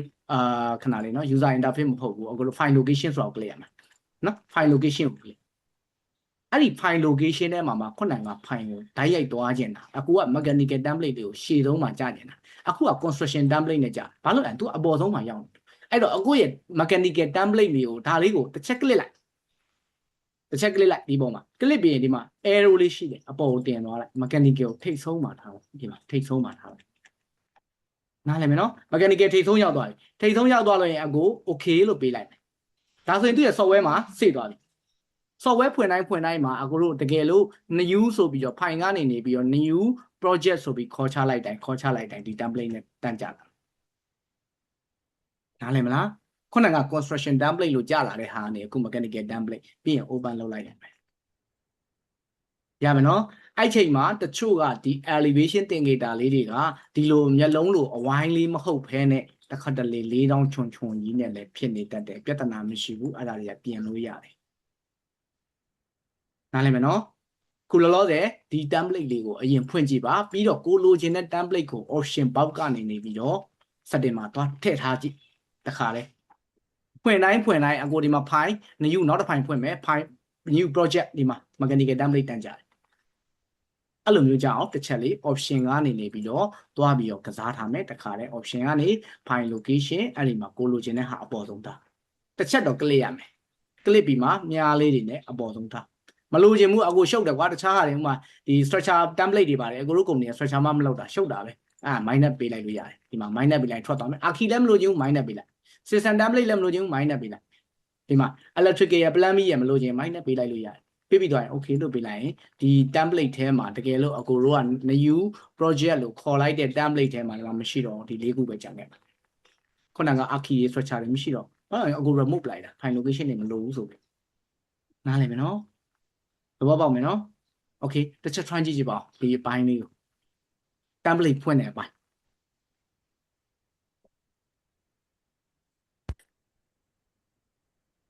ဆောင်းလန်ကတယောက်မေးလိုက်တယ် RTE file နဲ့လာတယ်နော်သူ့ရဲ့အဓိပ္ပာယ်ကနောက်မှာ .rte လို့ပြောတဲ့အတွက်ကြောင့် rebit template လို့ပြောတာသူက template တက် create ရတာအဲ့တော့အခုတို့ဒီထဲမှာ new ကနေနေပြီးတော့ template ဆိုတာကိုပါထည့်တယ်ဟုတ်အဲ့ဒါက template ဖန်တီးတဲ့အတွက်ကြောင့်မို့သူ့ရဲ့ file type ကို RTE နဲ့လာမှာအခုတို့သုံးမဲ့ wiki လုပ်မဲ့ modeling လုပ်မဲ့ file ကကြာ RVD အနေနဲ့လုပ်မှာ RVD ဆိုတာရှင်းတယ် rebit ကိုပြောတာနော် rebit ကိုပြောတာ .rvd သူ့ရဲ့ file type တွေပြောပြတာနောက်တစ်ခု family တွေကြတော့ .rfa နဲ့လာမယ် rebit family ဒါကိုကိုစားပြုတာအဲ့တော့ file type တွေဒါက file type ရဲ့အမျိုးအစားတွေကဒီလိုမျိုးရှိတယ်နားလည်မယ်နော်အခုတို့အခုက template ခေါ်ချလိုက်တယ် template ရင်ခေါ်ချတဲ့ဟာက RTE file နဲ့လာမယ်ဒီထိရမယ်နော်ဒါ template ပဲခေါ်ချသေးတာအခုတို့မဆွဲရသေးဘူးအခုတို့ဆွဲမယ်ဒီထဲမှာဥမာ pipe တွေဆွဲမယ် DAT တွေဆွဲမယ်ဥမာ cable tray တွေ cable trunking တွေဆွဲမယ်ဆွဲပြီးသွားလို့စေးလိုက်ပြီးဟေ့ဆိုရင်အဲ့ဒီ file က RTE နဲ့မရှိတော့ RVD ပြောင်းတော့ဒါအခုတို့ modeling လုပ်တဲ့ file ကဒီ file ပဲရမယ်နော်သဘောပေါက်မယ်နော်ခုနကလိုချင်တဲ့ပန့်နေဥမာချီလာတွေဂူလီတာဝါတွေအဲကွန်တွေ CU တွေဒါတွေခေါ်ချမယ်ဆိုရင်ဒီ family ထဲမှာဒီ type နဲ့လာမှာ family type ဖြစ်တဲ့အတွက်ကြောင့် .rfa နဲ့လာမှာနားလည်မယ်နော်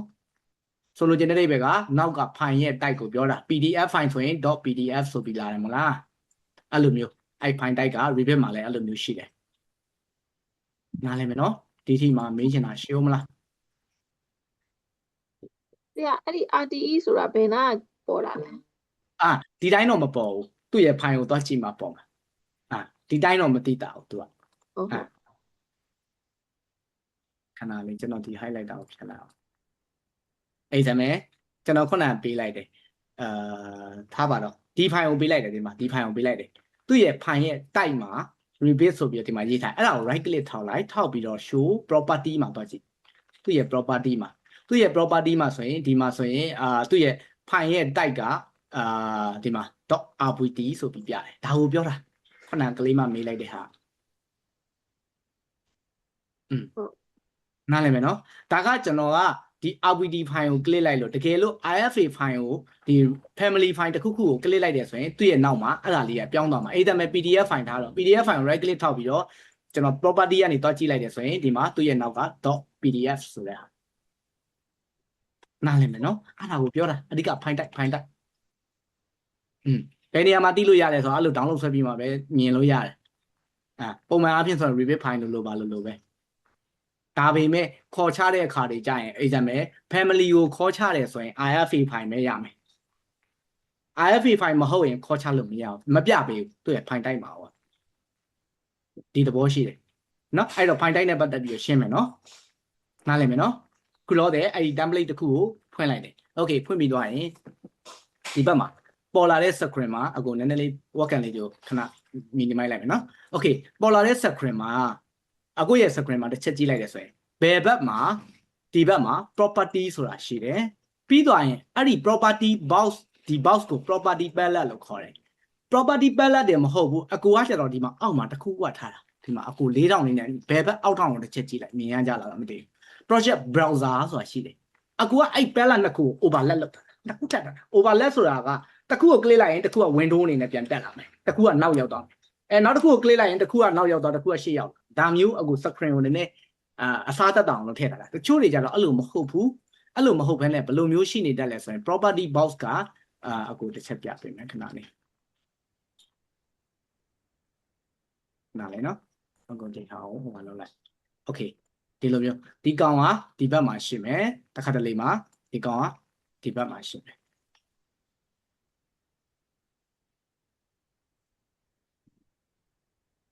okay ဒီလိုမျိုး rebit ကိုစဖွင့်ခြင်းမှာဒါမျိုးအနေထားရှိနေတဲ့လူတွေလည်းပါလိမ့်မယ်ဒီထဲမှာနော်ညာဘက်ကဥပမာ property box ဖြစ်ပြီးတော့ဘယ်ဘက်က project browser ဖြစ်နေတာမျိုးဒါမျိုးဘယ်နဲ့ညာနဲ့နှစ်ဖက်ပွင့်လာတာမျိုးရှိလိမ့်မယ်နော် အဲ့ဒါမျိုးဆွဲလို့လည်းရတယ်ဒါပေမဲ့တစ်ခါတလေမှာအကိုတို့ဆွဲရတာနည်းနည်းလေးဒီ working space ကအခုအကို cross sign နဲ့ပြတယ် working space ကအရန်ကျင်းနေတာမျိုး screen ကကွာအကိုတို့ဘယ်နှလက်မလောက်ရှိတာလဲအဲ့ဒါမဲ့ကိုသုံးတဲ့ဟာအဲ့ဒါဆိုရင်အရန်ပြူးပြဲပြီးကြည့်ရမျက်စိပါဝါတွေတက်မှာဆိုရင်အကိုတို့ဒီဟာကိုတက်တာအောင်လို့ဒီနေရာကိုပါ working space ယူပြီးတော့ဒါကြီးကိုဒီဘက်ကိုအကိုထပ်ပလိုက်တာဒီသဘောအဲ့တော့ဒီဘက်ကဟာကိုကြတော့ project browser ရဲ့ palette လို့ခေါ်တယ်ဒီဘက်ကဟာကိုကြတော့ဘယ်ဘက်ကဟာကိုကြတော့ property ရဲ့ box ရဲ့ဒီ project property box လို့ခေါ်တယ် project browser ရဲ့ palette လို့ခေါ်တယ်အဲ့တော့ဒီ box တွေကကစားလို့ရတယ်အကိုတို့ဘယ်လိုကစားလို့ရလဲဆိုတော့ဒီ project browser လို့ရေးထားတဲ့အပေါ်မှာကာဆာလေးကိုတင်လက်ညှိုးလေးဖိတာလက်ညှိုးလေးကိုဖိဘာမှမလုပ်နဲ့ဒီအပေါ်မှာ project browser ရဲ့နောက်နှမ်းလေးကစလုံးလေးပေါ်မှာမြားလေးတင်တာလက်ညှိုးကိုဖိပြီးတော့တွန်းမလွတ်နဲ့လက်ညှိုးကိုမလွတ်နဲ့တွန်းလိုက်ဒီမှာကိုလိုချင်တဲ့နေရာကိုရွှေ့လို့ရတယ်တခုရှိတယ်ဒီနေရာမှာဒီအပေါ်မှာကာဆာတင်ပြီးလက်ညှိုးကိုဖိပြီးတော့ mouse ကနေလက်ညှိုးလက်ကလစ်လေးကိုဖိပြီးတော့တွန်းတဲ့အခါမှာဒါမျိုးကြီးတက်လာတယ်ဆိုရင်လွတ်လိုက်ရင်အဲ့နေရာကိုသွားကြမှာနော်အဲ့အပြာတန်းကြီးတိုင်နဲ့သွားကြမှာမလွတ်နဲ့ဖိတာကိုလိုချင်တဲ့နေရာကိုယူသွားဒီမှာတွန်းသွားတယ်အကိုဆိုဒီမှာဒီဘက်ကိုတွန်းသွားတယ်ဒီမှာလိုချင်တဲ့နေရာဒါမျိုးလေးအပြာကွက်လေးပေါ်လာပြီဆိုမှအကိုလက်ညှိုးကိုလွတ်မှာမလွတ်ဘူးဖိထားတာအကိုအသေးဖိထားတာလက်ညှိုးအဲ့ချိန်ကျမှလက်ညှိုးကိုလွတ်လိုက်လို့ရှိရင်ဒီကောင်လေးကအပေါ်တစ်ကွက်က project browser သူ့ရဲ့အဝါမှာအကိုတို့သုံးမဲ့ software ရဲ့အနေအထားကိုကို manage လုပ်တာ project browser အပေါ်က property box ကအောက်ကခုနလိုဘယ်နဲ့ညာလဲမဟုတ်တော့နားလည်မလားဒီထီမှာနားလည်မလားပြန်လုပ်ပြပေးမယ်နော်အားနည်းနည်းလေးခက်တယ်ဥဝင်လေးပြောရင်နည်းနည်းလေးခက်တယ်လက်ညှိုးတော့မလွတ်နဲ့ဆွဲပြီးပြီဆိုမလွတ်နဲ့ကိုစိတ်ကြိုက်ရပြီဆိုမှလွတ်အဲ့ချိန်မှာဘတ်ဆိုလွတ်လိုက်ရင်ဂိုးကိုကာရပြီးဘဲဆိုဖြစ်သွားပြန်ရောအဲ့လိုမျိုးဖြစ်တတ်တယ်အဲ့ဒီတော့ပြန်လုပ်ပြပေးမယ်နော်ခဏလေး clear လိုက်မယ် okay project browser လေးကိုအခုပြန်ဆွဲထုတ်မယ်ဆိုရင်အဲ့လိုပဲ project browser ဆိုတဲ့စလုံးလေးပေါ်မှာလက်ညှိုးလေးကိုကာဆာလေးကိုတင်လက်ညှိုးလေးကိုဖိထားလဲရတယ်နောက်နှမ်းလေးမှာလည်းရတယ်ဆိုလိုချင်တာဒါပေမဲ့ဒီ test တွေပေါ်မှာတော့မရဘူးနားလည်မယ်နော်ဒီအလဲကောင်စလုံးတွေဂျားထဲမှာတော့လာပြီးတော့လက်ညှိုးကြီးဖိလို့မရဘူးသူ့ရဲ့အပေါ်ကခေါင်းစဉ်လေးနားမှာလက်ညှိုးလေးကိုဖိထားပြီးတော့ဆွဲဒီဘက်ကိုဆွဲထုတ်ဒီမှာနှစ်ပေါက်ဖြစ်သွားပြီနော်အဲ့နှစ်ပေါက်ကိုအကိုရကျွန်တော်ကခုနကလို့အကိုလုံးတယ်လို့ဒီအပေါ်တစ်ပေါက်ဒီအောက်တစ်ပေါက်မလိုချင်ဘူးဗျာကျွန်တော်ကဒါမျိုးကြီးမလိုချင်ဘူးကျွန်တော်ချင်းချင်းလေးကြည့်ရတာအဆင်မပြေဘူးခုနကလို့စာရွက်လိုပဲနှစ်ရွက်ထပ်ထားခြင်းတာအဲ့လိုမျိုးဆိုရင်ဘယ်လိုလုပ်မလဲခဏလေးအကိုhighlight တာလေးဖြစ်ဘယ်လိုလုပ်မလဲဆိုတော့အကိုတို့ခုနကဒီ browser လေးပေါ်မှာပဲခဏလေးနော်အကိုရဲ့ highlight တာကြီးပေါ်နေလုံးရှိ okay ဒီ browser လေးပေါ်မှာပဲလက်ညှိုးလေးကိုတင်ဖိထားမလွတ်နဲ့လက်ညှိုးကိုဖိကလစ်ကိုလက်ကလစ်ကိုဖိထားပြီးတော့ဒီဘက်ကိုတွန်းဒီအပေါ်ကိုတွန်းတဲ့အခါမှာဒါမျိုးပေါ်လာရဆိုရင်ဒါသိကြတယ်စာရွက်လိုနှစ်ရွက်ထပ်သွားမှာမဟုတ်ဘူးဘေးပညာကြီးပဲဖြစ်သွားမှာမလွတ်နဲ့အောင်စိတ်တိုင်းမကြသေးဘူးပြန်ပြီးနည်းနည်းလေးဆွဲဒီမှာသူ့ရဲ့နေရာကိုစာရွက်လိုအပေါ်ကနေ override ဖြစ်သွားပြီအပေါ်ကနေအုပ်သွားပြီဆိုမှလက်ညှိုးစိတ်ကြိုက်ပြီဆိုမှ mouse ကိုငြိမ်လေးထားလက်ညှိုးကိုလွတ်ထည့်လိုက်ရင်ဘယ်လိုထပ်သွားလဲဆိုတော့ဒီနေရာမှာခေါင်းစဉ်လေးတစ်ခုဒီနေရာမှာခေါင်းစဉ်လေးတစ်ခုနားလည်မလားနားလည်မယ်နော်အရင်ဦးဆုံးကိုစိတ်ကြိုက်ဒီ screen ကိုစိတ်ကြိုက်ပြင်ဦးမယ်အဲ့မှာ property ကိုလိုချင် property ဆိုတဲ့ခေါင်းစဉ်လေးအောက်ဖက်မှာပေါ်လာတဲ့ခေါင်းစဉ်လေးနေလိုက်ဒါ property နဲ့ပတ်သက်တဲ့ဟာတွေပဲနော် project browser ကိုလိုချင်တဲ့ဘယ် level တွေကြည့်ချင်တဲ့ level တွေကဘယ်နားမှာရှိတာလဲဘယ် level ကိုကြည့်မှာလဲရှိတွေကဘယ်လိုမျိုးလဲကြည့်ချင်တယ်ဆိုရင် project browser ဆိုတာညာဘက်အောက်တောင်လေးမှာကလစ်လိုက်ခေါင်းစဉ်လေးကလစ်လိုက်ရင်ဒါကြီးက project browser ဖြစ်သွားတယ်စာရွက်လိုပဲဟိုဘက်ဒီဘက်ဖြစ်သွားနားလည်မလားအရင်ဦးဆုံးဒီ palette လေးတွေကိုချိန်တက်အောင်ကျွမ်းကျင်အောင်လုပ်ကြည့်နော်ထွန်းကြည့်ပါတေးကြတဲ့အစဆိုတော့နည်းနည်းခက်နေတာနော်အစဆိုတော့နည်းနည်းလေးခက်နေတာမျိုးရှိကောင်းရှိလိမ့်မယ်ထွန်းကြည့်နော်အခုထွန်းကြည့်ပါဆရာ property ဆိုတဲ့ဟာကြီးမရှိဘူးဆရာဒီဟိုတစ်ခုပဲရှိတယ် okay project browser ပဲရှိတယ်ဟုတ်ပြီကောင်းတယ်တကယ်လို့ project browser တစ်ခုပဲပေါ်လာတယ် property box မကြခဲ့ရင်ဘယ်ကိုသွားမလဲဆိုရင်အကိုတို့ဒီအပေါ်ဘက်က view ဆိုတာကိုသွားအပေါ်ဘက်မှာခေါင်းစဉ်လေးရှိတယ် view screen နဲ့ပတ်သက်လို့မြင်နေရတဲ့ဒီ screen ရဲ့ setting ကြီးနဲ့ပတ်သက်လို့view မှာပဲရှိတယ် software ရဲ့ setting မဟုတ်သေးဘူးเนาะအပြင်မြင်နေရတဲ့ screen မှာမြင်နေရတဲ့အပိုင်းက view မှာပဲရှိတယ် view ကိုသွား view တွေကနေနေပြီးတော့ user interface ညာဘက်အပေါ်ထောက်မှာ user interface ဆိုတာရှိတယ် keyboard ကနေလည်းနှိပ်လို့ရတယ်အကိုပြီးမှပြောပြပေးမယ်နော်ဒီမှာ user interface ဆိုတာရှိတယ်ဒါကို click လိုက်ရင်ဒီထဲမှာမှ property ဆိုတာလေးကိုအမှန်ကျင်လေးပေးရမယ်တကယ်လို့ property လေးဒီဟာလေးကအမှန်ကျင်လေးပြုတ်နေတယ်ဆိုရင်ဒီမှာအမှန်ကျင်လေးပြုတ်နေအခုမှခုနကပြောတဲ့ခေါင်းစဉ်နှစ်ခုကဒီမှာတစ်ခုပဲရှိတော့တယ် project browser ဆိုတာဘယ်မှာ project property ကဘယ်ရောက်ရှာလို့မရတော့ပျောက်မပေါ်နေဘူးဒီ working space မှာမပေါ်နေဘူးဆိုတော့အခုလို့ခုနက view တွေကနေ user interface မှာ property လေးကိုအမှန်ကျင်လေးချစ်လိုက်ရင်ပြန်ပြီးတက်လာပြီဒီမှာ property ဆိုတဲ့စလုံးကြီးခေါင်းစဉ်လေးနဲ့နားလည်မယ်နော်သို့မဟုတ် keyboard ကနေ pp ဆိုပြီးတော့ရိုက်လိုက်ရင်ပေါ်လိုက်ပြောက်လိုက်ရတယ်ပေါ်ခြင်းလဲ pp ကိုနဲ့ပြောက်ခြင်းလဲ pp ကိုနဲ့ property ဆိုတော့ pp ဆိုတာနှစ်ခါနှိပ်လိုက်ရင်အခုဒီမှာအခုဒီ pp လေးကိုဆွဲပြပေးမယ်ဒီမှာ property box လေးရှိတယ် pp လို့အခု keyboard ကနေနေပြီးတော့ pp ဆိုပြီးနှိပ်လိုက်တယ်ပျောက်သွားတယ်ဘာကြောင့်လဲဆိုတော့ user interface သွားကြည့်လိုက်အမှန်ကြီးပြုတ်သွားတာပဲအတူတူပဲနားလည်မယ်နော် keyboard အားတာတဲ့လူကအဲ့ဒါတွေတာတယ်လို့အဲ့ကြောင့်ရှာတရားမလို့ဘူး keyboard အားတာတဲ့လူကဒီမှာ pp လို့နှစ်ခါ keyboard ကနေနှိပ်လိုက်ရင်ပြန်တက်လာပြီ property လေးနားလည်မယ်နော်နားလည်မယ်နော်အဲ့တော့ပြန်တက်လာတဲ့ဟာလေးကို user interface မှာသွားကြည့်အမှန်ကြီးပေးထားပြီးတာအဲ့လိုဖြစ်တာတူတူပဲဘယ်ကသွား view ကပဲသွား pp ပဲနှိပ်တူတူပဲနော်ကြိုက်တဲ့နေရာသွားဒါလေးရင်ဖော်ပြီးတော့ဒီဟာလေးနှစ်ခုကို overlap ဖြစ်အောင်တစ်ချက် try ကြည့်ပေးနော် okay try ကြည့်ပါဦးပြီးတော့တယ် okay okay အဲ့ဒီမှာအခု comment တွေကိုပေးတဲ့အခါမှာတစ်ခါတလေ comment မရတာမျိုးရှိတတ်တယ်အဲ့ဒီတော့ comment အသစ်တွေတွားပေးမယ်ဆိုရင်ဘယ်သွားရလဲဆို file ကိုတွားမယ် option ကိုတွားမယ်အခုပြောခဲ့တယ်ဒီ software ကြီးရဲ့ option နဲ့ပတ်သက်ပြီး setting တွေပါ change နေတယ်ဆိုဒီကောင်ကိုပဲ click မှာနော်အဲ့တော့ option ကိုပဲတွားမှာနော်တခါတလေကိုက shortcut ပေးထားတယ်ဒီ option ကိုလည်း shortcut ပေးထားတယ် op လို့ရိုက်လိုက်ရင်တက်ကြလာတာလေးရှိတတ်တယ်အခုဒီမှာဒီဆက်မှာ op လို့ကိုရိုက်ကြည့်လိုက်နော်အတန်လေးကြတယ်ဟုတ်တတုံးနဲ့အဲ့ဒါကအခုပေးမထားဘူးပေးမထားတဲ့အတွက်ကြောင့်အခုရိုက်လို့မကြလာဘူး comment ပေးမှာရမယ်နော်အဲ့တော့အခုအတစ်သွားပေးမယ်အိမ်ဆန်မယ် file ထဲကနေ file ကို click လိုက်တယ် option ဆိုအောင်နှိပ်လိုက်တယ် box လေးကြလာတယ်အဲ့ဒီကနေခုနက file location ကိုပြောခဲ့ပြီးပြီအခုသွားမဲ့ဟာက user interface ကိုသွားမယ်မှတ်နော်ကိုမှတ်နော်အကုန်လုံးအသေးစိတ်မသွားဘူးတစ်ခုမေးလိုက်တစ်ခုကြုံလာလိုက်ဒီ setting လေးတွေကိုတစ်ခုပြောလိုက်ဒါမျိုးသွားမှာ project မစခင်မှာတော့အခု software useful နဲ့ပတ်သက်ပြီး usage ကိုကောင်းကောင်းလေးပြောပြပေးမယ် software ရဲ့ setting တွေ software ရဲ့အသုံးပြုပုံတွေကိုကောင်းကောင်းလေးပြောပြပေးမယ်ဒီဟာရမှ project စရတာအဆင်ပြေမှာ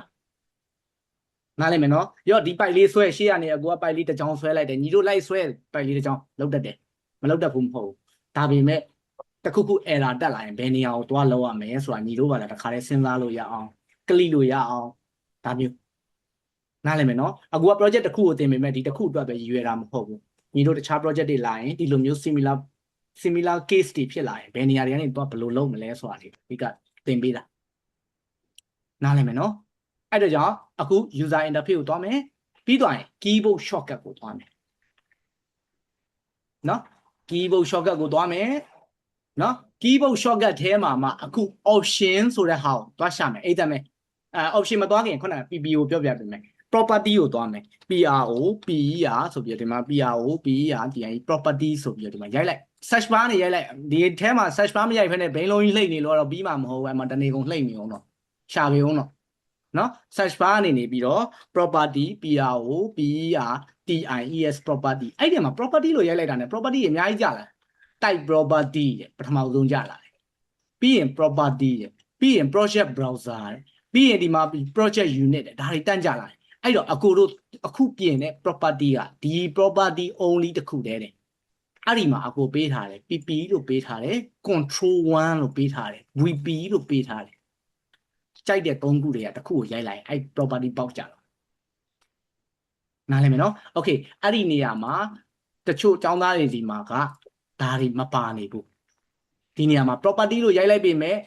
property မှာဘာမှရေးမထားဘူးအဲ့နေရာမှာဒီကောင်လေးကို select ပေးပြီးအကို remove လုပ်လိုက်မယ် pp ကို remove လုပ်လိုက်ပြီနော်အကိုဒီမှာမရှိတော့ဘူးနော်ဒါလေးကို click လိုက်တယ် control 1ကို remove လုပ်ချင် control 1ကို select ပေးလိုက်အောက်က remove ဆိုတာလေးကိုတစ်ချက်နှိပ်အောက်မှာ remove သင်္ကေတလေးရှိတယ်ဒါလေးကိုနှိပ်လိုက်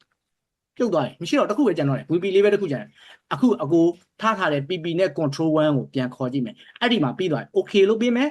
okay လို့ပေးလိုက်မယ် okay setting ကိုတော့ကစားလိုက်မယ်အကို pp ပြန်နှိပ်ကြည့်တော့မယ်အဲ့မှာ အတန်လေးကြားတယ်တတုံနဲ့မတက်လာတော့ဘာလို့လဲဆိုတော့အကို remove လိုက်ပြီအဲ့တော့ပြန်ထည့်ခြင်းတယ်ဆိုရင်ဖိုင်ကနေ option ကိုသွားပြီးတော့အကိုတို့ user interface ပြီးသွားရင်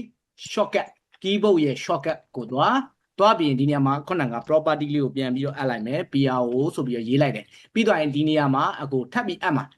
property ဆိုတာလေးကို click လေးတစ်ချက်ထောက်လိုက်ထောက်ပြီးသွားရင်ဒီနေရာမှာ key ကိုရေးမယ်နော် key ကိုရေးတဲ့အခါမှာ control တွေ shift တွေကိုတစ်ခါလေးသွားနှိပ်မိတတ်တယ်နှိပ်ဆရာမလိုဘူးနော် control နှိပ်လိုက်တော့ control လို့ပေါ်မှာအဲ့တော့ PP ဖြစ်တဲ့အတွက်ကြောင့် PP လို့ပဲရေးလိုက် P နှစ်ခါနှိပ်လိုက်ရပြီတကယ်လို့ကိုကငါစလုံးအသေးထင်လို့ control ကြီးနှိပ်ပြီးတော့ control P လို့ဖြစ်သွားမှာနားလည်မယ်နော်အဲ့တော့ control ပဲနှိပ်နှိပ် shift ပဲနှိပ်နှိပ်ဒီနေရာမှာအကုန်မှတ်ပေးမှာသူက key ရအဲ့တော့ PP နှစ်ခါနှိပ်လိုက်ရင်ဒီဟာကိုပွင့်လာပါမယ်ဆိုတာကို PP လို့ရေးလိုက်တယ်ရေးပြီးတော့ assign ဆိုတာလေးနှိပ်ပေးရမယ်အပေါင်းလေးနဲ့ assign အဲ့မှာအကို PP ဆိုတာလေးတက်သွားပြီဒီနေရာမှာပြီးရင် okay ပေးမယ်ပြီးတော့ရင် okay ပေးမယ်ပြန်ပြီးနှိပ်ကြည့်မယ် PP ခဏလေး PP ဆိုပြီးပြန်နှိပ်ကြည့်မယ်ဒီမှာအကိုဒီဘက်မှာထပ်ထားလိုက်လို့ဒီ box လေး PP လို့နှိပ်လိုက်ရင်ပျောက်သွားမယ် PP လို့ပြန်နှိပ်လိုက်ရင်ပြန်ပေါ်မယ်နားလည်မယ်နော်ဒီ shortcut ကိုနားလည်မယ်နော် okay တစ်ချက် try ကြည့်ပါဒါက shortcut ပြန်ထည့်တဲ့ပုံစံကိုယ့်ဘာသာကိုထည့်မယ်ဆိုရင် option ကနေသွားအခုအကိုတို့ option ကိုကွာဒီ file ကနေနေပြီးတော့တဆင့်ချင်းသွားနေရတယ်မသွားချင်ဘူးအဲ့ option ကိုလည်းဒီ file ကနေ option ကိုသွားနေရတယ်ဒီမှာ option ကိုသွားလိုက်ရင်ဒီ box ကိုကြာဒီ box ကိုတန်းကြကျင်တာဆိုရင်အကိုတို့ user interface ကနေနေပြီးတော့ keyboard shortcut ပြီးတော့အဲ့ option ကိုရိုက်လိုက် OPTIO option မှာမှဒီမှာ status option တွေရှိတယ်ဒီမှာ view window ဆိုပြီးဒီမှာ design option တွေရှိတယ် manage design နောက်ထပ် option တွေရှိတယ်အခုအကိုတို့ option ကဘယ် option လဲဆိုရင် application ကိုစဖွင့်ရင်လုပ်တဲ့ option ဖြစ်တဲ့ကြောင့်ဒီ option ဖြစ်ရမယ် application menu ရဲ့ option နားလည်မယ်နော်ခေါင်းစဉ်တူတွေရှိရနော်ဒါကိုတစ်ခုတည်းကြည့်လို့မရဘူးဒီဘက်မှာပတ်လန်းချောင်းကိုလည်းကြည့်ရမယ်ကိုကဘယ်ဟာကိုထည့်ချင်တာလဲဆိုတာနားလည်မလားအဲ့တော့ထားတော့အကိုတို့ဒီကောင်ကိုနာမည်တူတော့ပေးလို့မရဘူးနော်အပေါ်မှာ PP ပေးခဲ့ပြီး option ကိုလည်း PP လာပေးလို့မရဘူးအဲ့တခုတော့ရှိတယ်နော်အဲ့တော့ဒီ option မှာအကို application menu ဆိုတာလေးကို click လိုက်တယ် click ပြီးတော့ keyboard ကနေနေပြီးတော့သူ့ကိုဥပမာအကို OP လို့ပေးလိုက်မယ်ထားတော့အကိုရှစ်ကိုသွားနှိပ်ပြီးလို့ OP လို့ပေးလိုက်မယ် option အနေနဲ့ OP လို့ပေးလိုက်မယ်ပြီးရင် assign လို့ပေးလိုက်မယ်ပေးပြီးသွားရင်အကိုဒီနေရာမှာနာမည်တူရှိရင်သူကတစ်ခါတည်းပြတယ်နာမည်တူမရှိရင်တော့ပြဿနာမရှိဘူး OP ဆိုတာနဲ့တန်းပေါ်လာမယ်အကိုပေးကြည့်မယ် okay ပြီးသွားရင်အကိုဒီနေရာမှာ click လေးတစ်ချက်ထားပြီးတော့ OP လို့ရိုက်ကြည့်လိုက်မယ်တန်းကြလာနားလည်မယ်နော်သဘောပေါက်မယ်နော် try ကြည့်ပါအခုဒီဟာလေး comment နဲ့ပတ်သက်ပြီးတော့ shortcut key တွေဘယ်လိုပေးလဲဆိုတာကိုတစ်ချက် try ကြည့်ပါ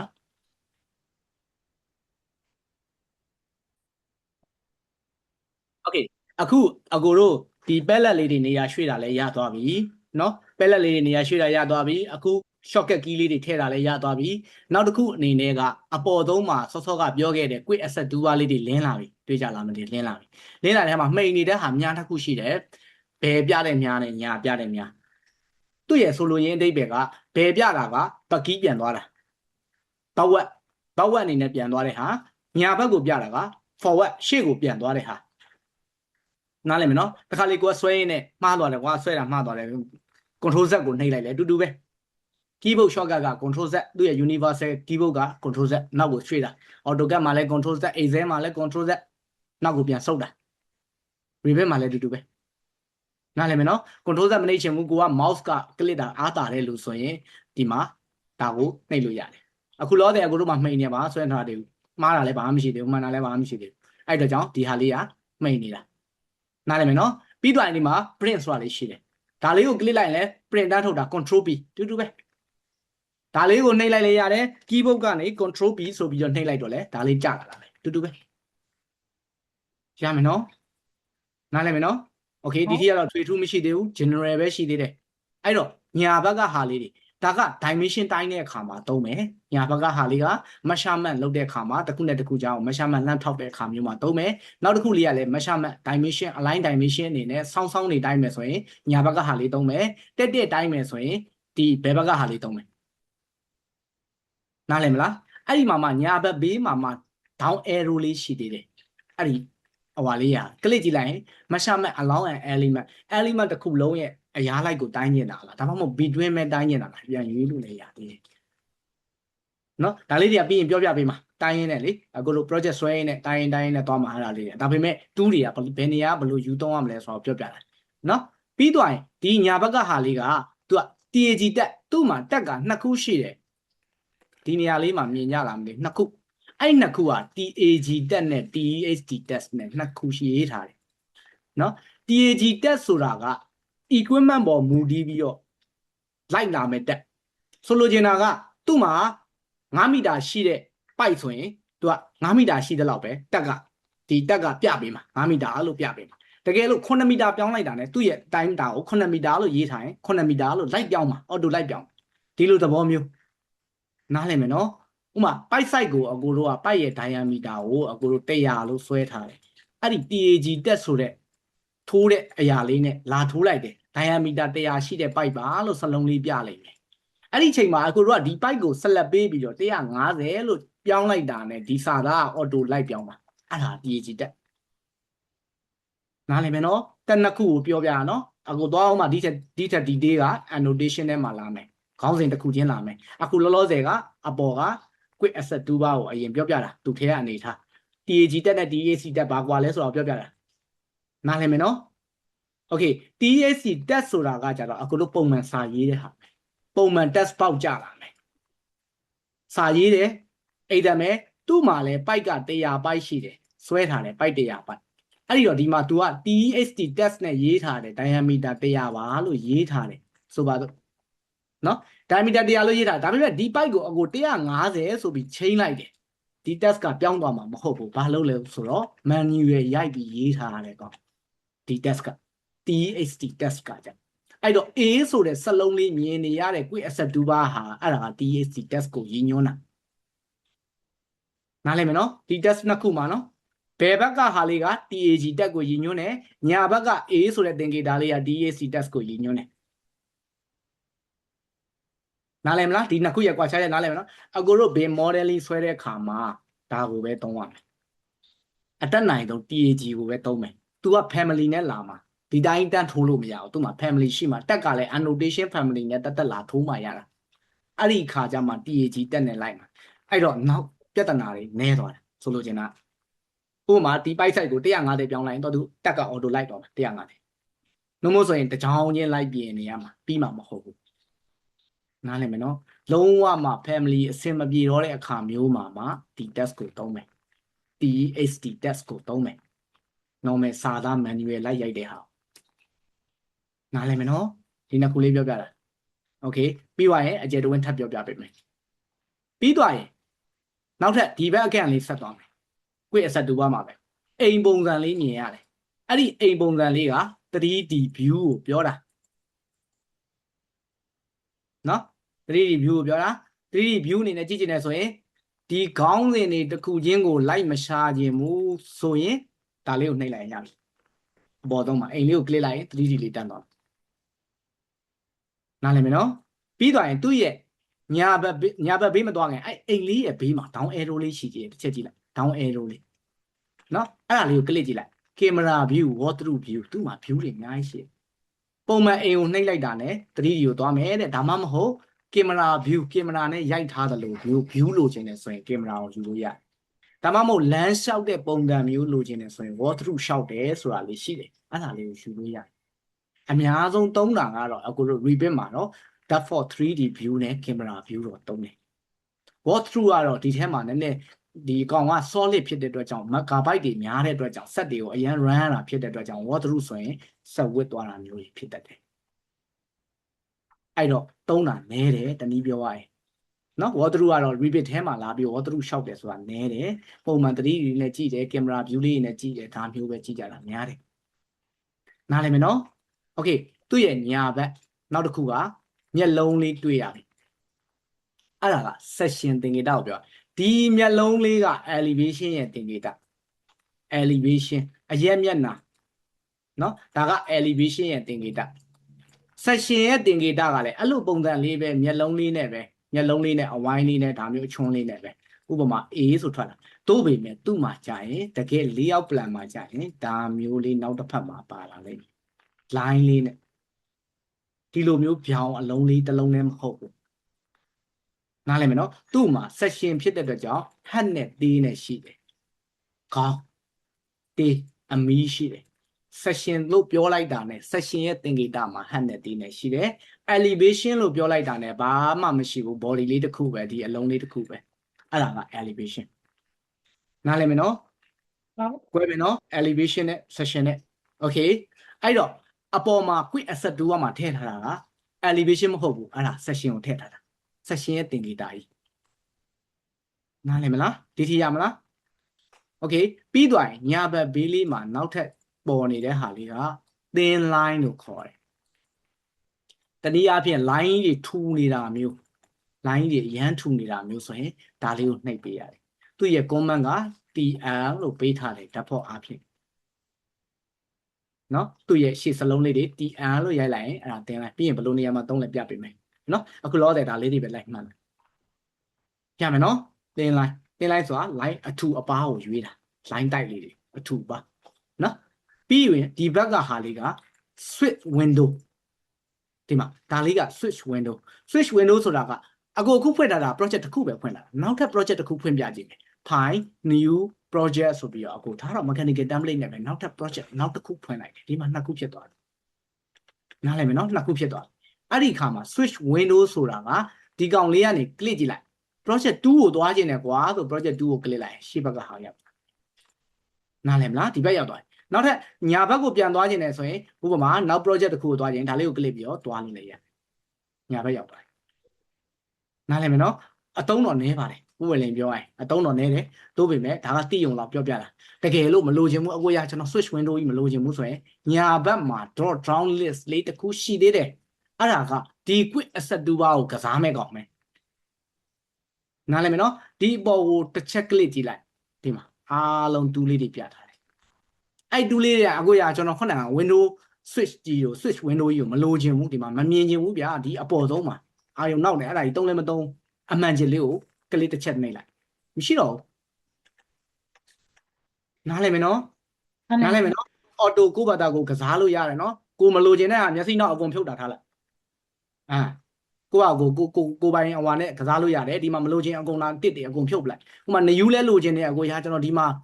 ဟိုဟာ set up bar ရှိတယ် set up button လေးရှိတယ်ပြီးရင် open ရှိတယ် save ရှိတယ်ကျွန်တော်နယူးကြာဒီနေရာဘာလို့မထည့်တာနယူးထည့်ချင်တယ်ဒီမှာနယူးအမှန်ကြီးလေးပေးလိုက်နယူးဆိုတာလေးတက်လာတယ်ဒီမှာ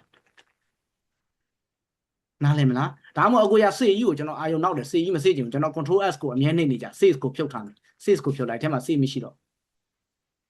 နားလည်မယ်နော်ကိုဘာသာကိုလိုချင်တဲ့ style ကိုကစားလို့ရတယ်ဒါ quick asset 2ပါတကယ်လို့အကိုရဒီဟာလေးပဲကျွန်တော်ကစားလို့ရတယ်ကျွန်တော်အများကြီးကစားခြင်းနေရတယ်သွား customize ကိုသွားနော် customize မှာကိုဘယ်တူးတွေကိုထည့်ထားခြင်းလဲဒီမှာကိုကြိုက်ရအောင်ရွေးလို့ရတယ်နောက်ထပ်ပြီးထည့်ခြင်းတယ်ဆိုလည်းရသေးတယ်နားလည်မယ်နော်ဒါမှမဟုတ်နောက်ထပ်ဒီမှာ show below the ribbon bar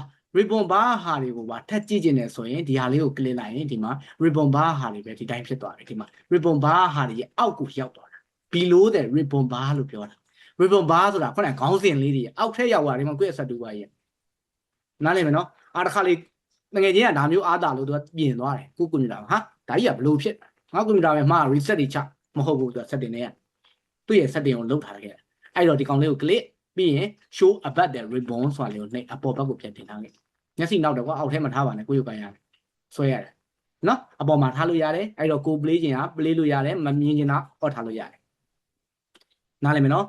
နောက်တစ်ခုရှိသေးတယ်နောက်တစ်ခုကဆက်ပြောလိုက်မယ်နော်ဒီဟာလေးကိုနည်းနည်းလေးပဲ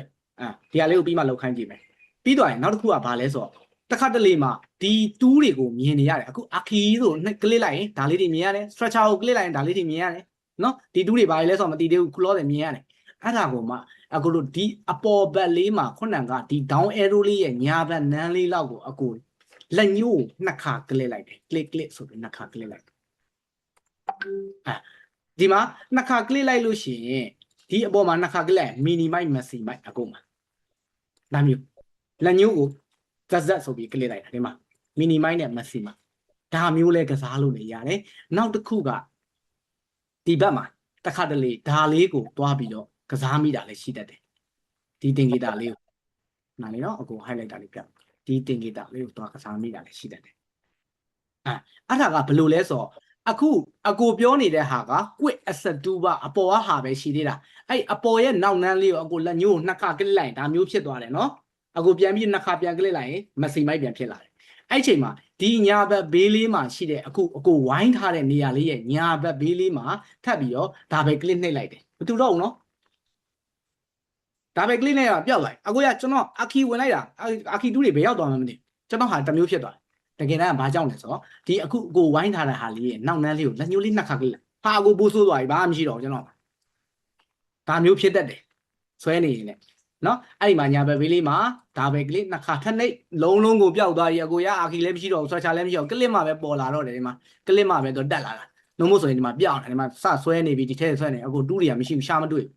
ဒါမျိုးတွေဖြစ်တတ်တယ်အဲ့ခါကျရင်ခုနကဝိုင်းထားတဲ့ဒီအဝိုင်းလေးရဲ့ညာဘက်ဘေးလေးမှာလက်ညှိုးလေးကိုဇက်ဆိုပြီးနှစ်ချက်ကလစ်ချလိုက်အဲ့ဒါပြန်တက်လာပုံမှန်အဖြစ်ဆိုရင်ဇက်တို့တစ်ခါကလစ်ရင်ဒါမျိုးလေးဖြစ်သွားမယ်နောက်ထပ်နှစ်ခါကလစ်ရင်ဒါမျိုးဖြစ်သွားမယ်နောက်ထပ်နှစ်ခါကလစ်ရင်ဒါမျိုးဖြစ်သွားမယ်လုံးပျောက်သွားမယ်နောက်ဆုံးပြန်ပေါ်လာမယ်နားလည်မယ်နော်ဒါကအခုဒီဘားကိုကစားတဲ့ဟာပဲရှိသေးတာထွန်းကြည့်ပါ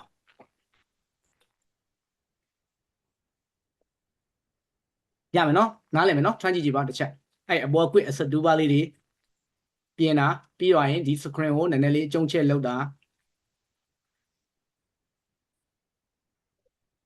okay အခုဒီ quick asset 2ပါးလေးရသွားပြီအခုအဲ့ quick asset 2ပါးထဲမှာသုံးတဲ့ဟာလေးတွေနည်းနည်းပြောပြပေးမယ်သုံးတဲ့ဟာလေးဆိုတော့ exam ပဲအခုတို့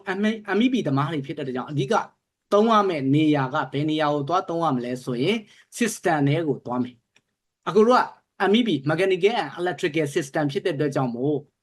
mechanical electrical and plumbing ပေါ့နော် MEP လို့ခေါ်ရင် MNE လို့ခေါ်ရင်တော့ mechanical and ဒီ electrical and mechanical ပေါ့အဲ့မှာ system တွေကနေနေပြီးတော့ဓာတ်တွေ pipe တွေအဓိကထားပြီးဆွဲမှာ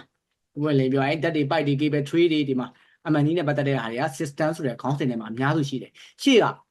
ribbon bar မှာဒီ ribbon တက်တွေမှာဆိုရင် architectural ရှိတယ် structure ရှိတယ် archi ဆိုတာက archi နဲ့ပတ်သက်တဲ့ wall တွေ floor တွေ window တွေ door တွေ roof တွေဒါတွေဆွဲမယ်ဆိုရင်ဒီ archi ကိုသုံးပါတနည်းပြောရရင်နားလည်မယ်နော်အခုကိုတို့အဲ့ဒါကြီးဆွဲမှာမဟုတ် archi သမားမဟုတ်အဲ့အကြောင်းဒီ rebit ကဒီဘယ်လိုပြောမလဲဒီအများစုလာသုံးတယ်ဆိုတာအဲ့လိုမျိုးအဖက်ဖက်ကနေ archi သမားလည်းလာသုံးလို့ရတယ် structure သမားလည်းလာသုံးလို့ရတယ် MEP သမားတွေလည်းလာသုံးလို့ရတယ်ဒီတဘောအဲ့အတွက်ကြောင့်မို့ဒီ software ကပို့ပြီးတော့လည်း strong ဖြစ်တယ်ပို့ပြီးတော့လည်းဒီအားလုံးတခြား software တွေနဲ့ network key ဘိုင်းပိုကောင်းတယ်ပေါ့နော်ဒီ link key ဘိုင်းပိုကောင်းတယ်အဲ့အတွက်ကြောင့်အများစုကဒီဟာကိုပဲပိုသုံးကြတယ် strong ဖြစ်တယ်ပေါ့အဲ့တော့အခုတို့ architectural model တွေကြောင့် archi တွေက2တွေကိုတော့အရင်လေးလာကြမလို့ stair တွေဆွဲတာတွေ run တွေဆွဲတာတွေဒီ railing တွေပါတယ်လေးလာကြမလို့အဲ့တော့ကြော်ချမယ် structure နဲ့ပတ်သက်လို့က beam တွေ column တွေဆွဲတယ် structure beam တွေ structure column တွေဘယ်လိုဆွဲတယ်လဲ rebar တွေဘယ်လိုဆွဲတယ်လဲဒီမှာဒါတွေပါတယ်အဲ့တော့ဒါတွေကိုခဏကြော်လိုက်မယ်နော်အခုတို့ MEP သမားဖြစ်တဲ့ကြောင့် system တွေကိုတွားမယ်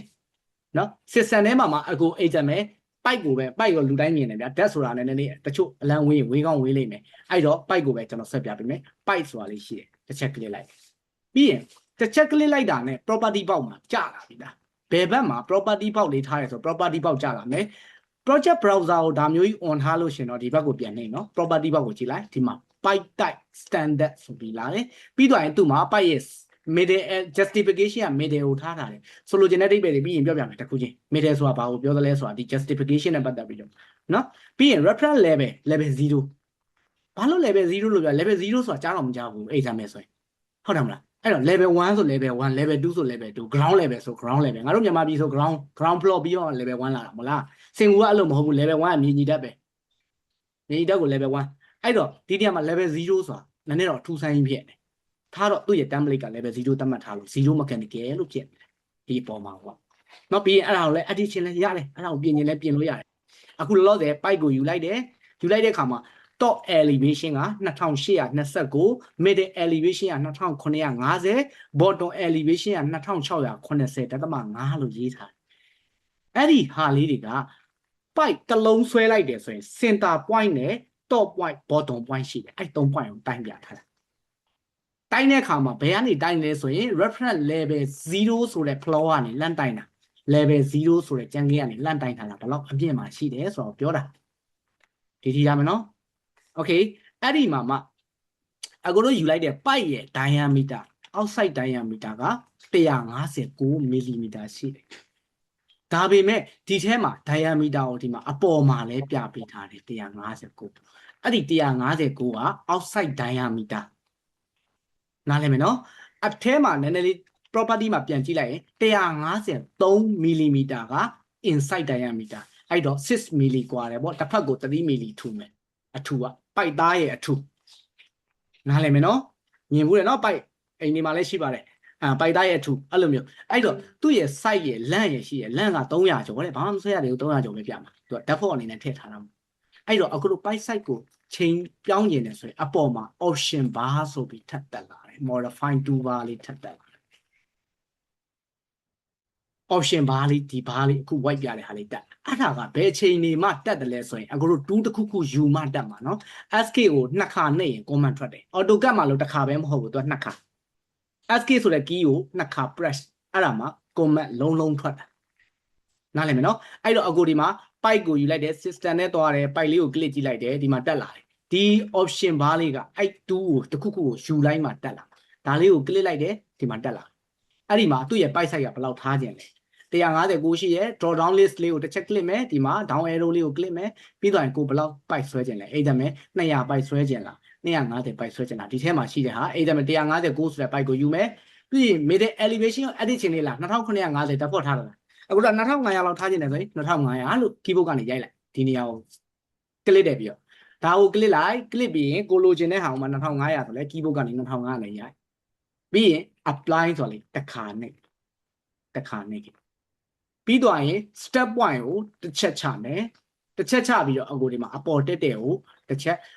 အခု direction လေးပြလိုက်တာနဲ့သူ့ရဲ့ degree ပါတန်းလိုက်လာတယ် degree ဘယ်လောက်လဲ45သွားကျင်လာတာဒီမှာ45 degree ဒါမှမဟုတ်90 degree သွားကျင်လာဒီမှာ90 degree သူ့ရဲ့ length မှာတစ်ခါတည်းပြပေးတယ်ဒီမှာ3200 3000ဒီမှာ1000ရှိတယ်ဒီမှာ8000ရှိတယ် okay အခု8000ရှိတဲ့နေရာလေးကို click တစ်ချက်ချလိုက် click တစ်ချက်ချလိုက်တော့အခုဒီမှာ pipe လေးတစ်လုံးဆွဲပြီးတော့တို့ပေမဲ့အခုဒီ comment ကိုပြန်ထွက်ချင်တာဖြစ်တယ်နော်ခုနကပြောတယ် SK တစ်ခါနှိပ်ယုံနဲ့မထွက်ဘူးနော်အခုတစ်ခါနှိပ်ပြမယ်တစ်ခါနှိပ်လိုက်တယ် comment ရှိသေးတယ်ဒီမှာဆက်ဆွဲလို့ရသေးတယ် click တစ်ချက်ချဆက်ဆွဲ SK တစ်ခါနှိပ် click တစ်ချက်ချဆက်ဆွဲလို့ရနေသေးတယ်ထွက်ချင်တယ်ဆိုရင် SK ကိုနှစ်ခါနှိပ်ပေးရတယ်အဲ့ဒါမှမြားလေးဖြစ်သွားမရှိတော့ comment ရှင်းသွားပြီနားလည်မယ်နော်တို့ပေမဲ့အခုဒီမှာဆွဲထားတဲ့အရာက line လေးပဲမြင်နေရတာဒီမှာ line လေးပဲမြင်နေအဲ့တော့ဘယ်နေရာကိုသွားကစားရမလဲဆိုရင်တဖြည်းဖြည်းလေးပဲသွားလိုက်မယ်နော်ဘယ်နေရာကိုသွားကစားရမလဲဆိုရင်ဒီအောက်ဖက်နန်းလေးက visual style ရဲ့ဘေးကဟာလေး visual bar မှာ visual style လေး bar မှာသွားပြီးကစားမယ်ကစားတဲ့ခါမှာအခုမြားလေးပြတဲ့ 1:100 ရဲ့ညာဘက်ကဟာလေးတတိပြောရရင်1 ratio 100ဆိုတဲ့ဘေးကနေ pi ဆိုတာလေးနှိမ့်မယ်အခုကတော့ million ဖြစ်နေလို့ pi ဆိုတာလေးနှိမ့်လိုက်ရင် pi အလုံးလေးဖြစ်သွားပြီဒီမှာ zone in zone out ကဘိန်းလုံးလေးလှိမ့်မယ် mouse ကနေဘိန်းလုံးကိုရှေ့တွန်းလို့ရှိရင် zone in နောက်ဆုတ်ရင် zone out နားလည်မယ်နော်အထဲဝင်တာနဲ့အပြင်ထွက်တာဒါဘိန်းလုံးကတော့သုံးတတ်မှာပါရှေ့တွန်းနောက်ဆုတ်လို့တာနော်အဲ့ဒီမှာဒီပိုက်လေးရှိပြီးသွားရင်အဲ့ဘိန်းလုံးကိုဖိထားတာနော်ရှေ့တွန်းနောက်ဆုတ်မဟုတ်ဘူးနော်ဒီမှာရှေ့တွန်းနောက်ဆုတ်မဟုတ်ဘိန်းလုံးလှိမ့်ုံပဲမဟုတ်ဖိလို့ရတယ်ဖိပြီးတွန်းရင် तू ကကိုလိုချင်တဲ့ view ကိုချိန်လို့ရတယ်ရမယ်နော်ကိုလိုချင်တဲ့ဒီရှိကိုဘေးဘယ်ညာကိုဘယ်လိုရွှေ့ကျင်တယ်ဒီမှာဘိန်းလုံးကိုဖိလိုချင်တဲ့ view ကိုအလယ်မှာထားဇွန်းချက်အလယ်မှာထားဇွန်းချက်ကိုကဒီပိုက်ကိုကြည့်ချင်တာဒီလိုမျိုးဒီပိုက်ကိုကြည့်ချင်တာဘယ်လိုလုပ်ရမှာမလဲပြန်ဇွန်းအင်ဘိန်းကိုဇွန်းအောက်ပြန်လုပ်ပြန်ဇွန်းချက်အဲ့လိုမျိုးဆိုပြီးမှာမဟုတ်အဲ့တော့ဒီဘက်ကိုဇွန်းချက်တာဘိန်းလုံးကိုဖိဘယ်ကိုဆွဲကိုလိုချင်တဲ့နေရာရောက်နားလည်မယ်နော်နားလည်မယ်နော်ဒါကဘိန်းလုံးနဲ့ပတ်သက်ပြီး mouse ကနေဘိန်းလုံးနဲ့ပဲအဲ့တော့ဒီဟာလေးကိုဖိုင်းထားလိုက်တယ်ဖိုင်းထားရတော့ဒီပုံစံလေးပေါ်လာနော်ဒီပုံစံလေးပေါ်လာပြီဆိုတော့အကိုတို့ခုနကအပေါ်မှာ2ဘားမှာသုံးခဲ့တဲ့အရာလေးတွေကိုနည်းနည်းပြောပြပေးမယ်အပေါ်မှာသုံးခဲ့တဲ့အရာလေးတွေမှာဒီပိုက်လေးတွေရှိတာအခုသင်း line လေးကိုအခု on လိုက်တယ် on လိုက်တဲ့အခါမှာဒီ line ကြည့်လိုက်မဲမောင်းနေရပဲထူလို့နားလည်မယ်နော်အဲ့တော့ခုနက TL ဆိုပြီး keyboard ကရိုက်လိုက်ရင်မိမ့်လေးဖြစ်သွား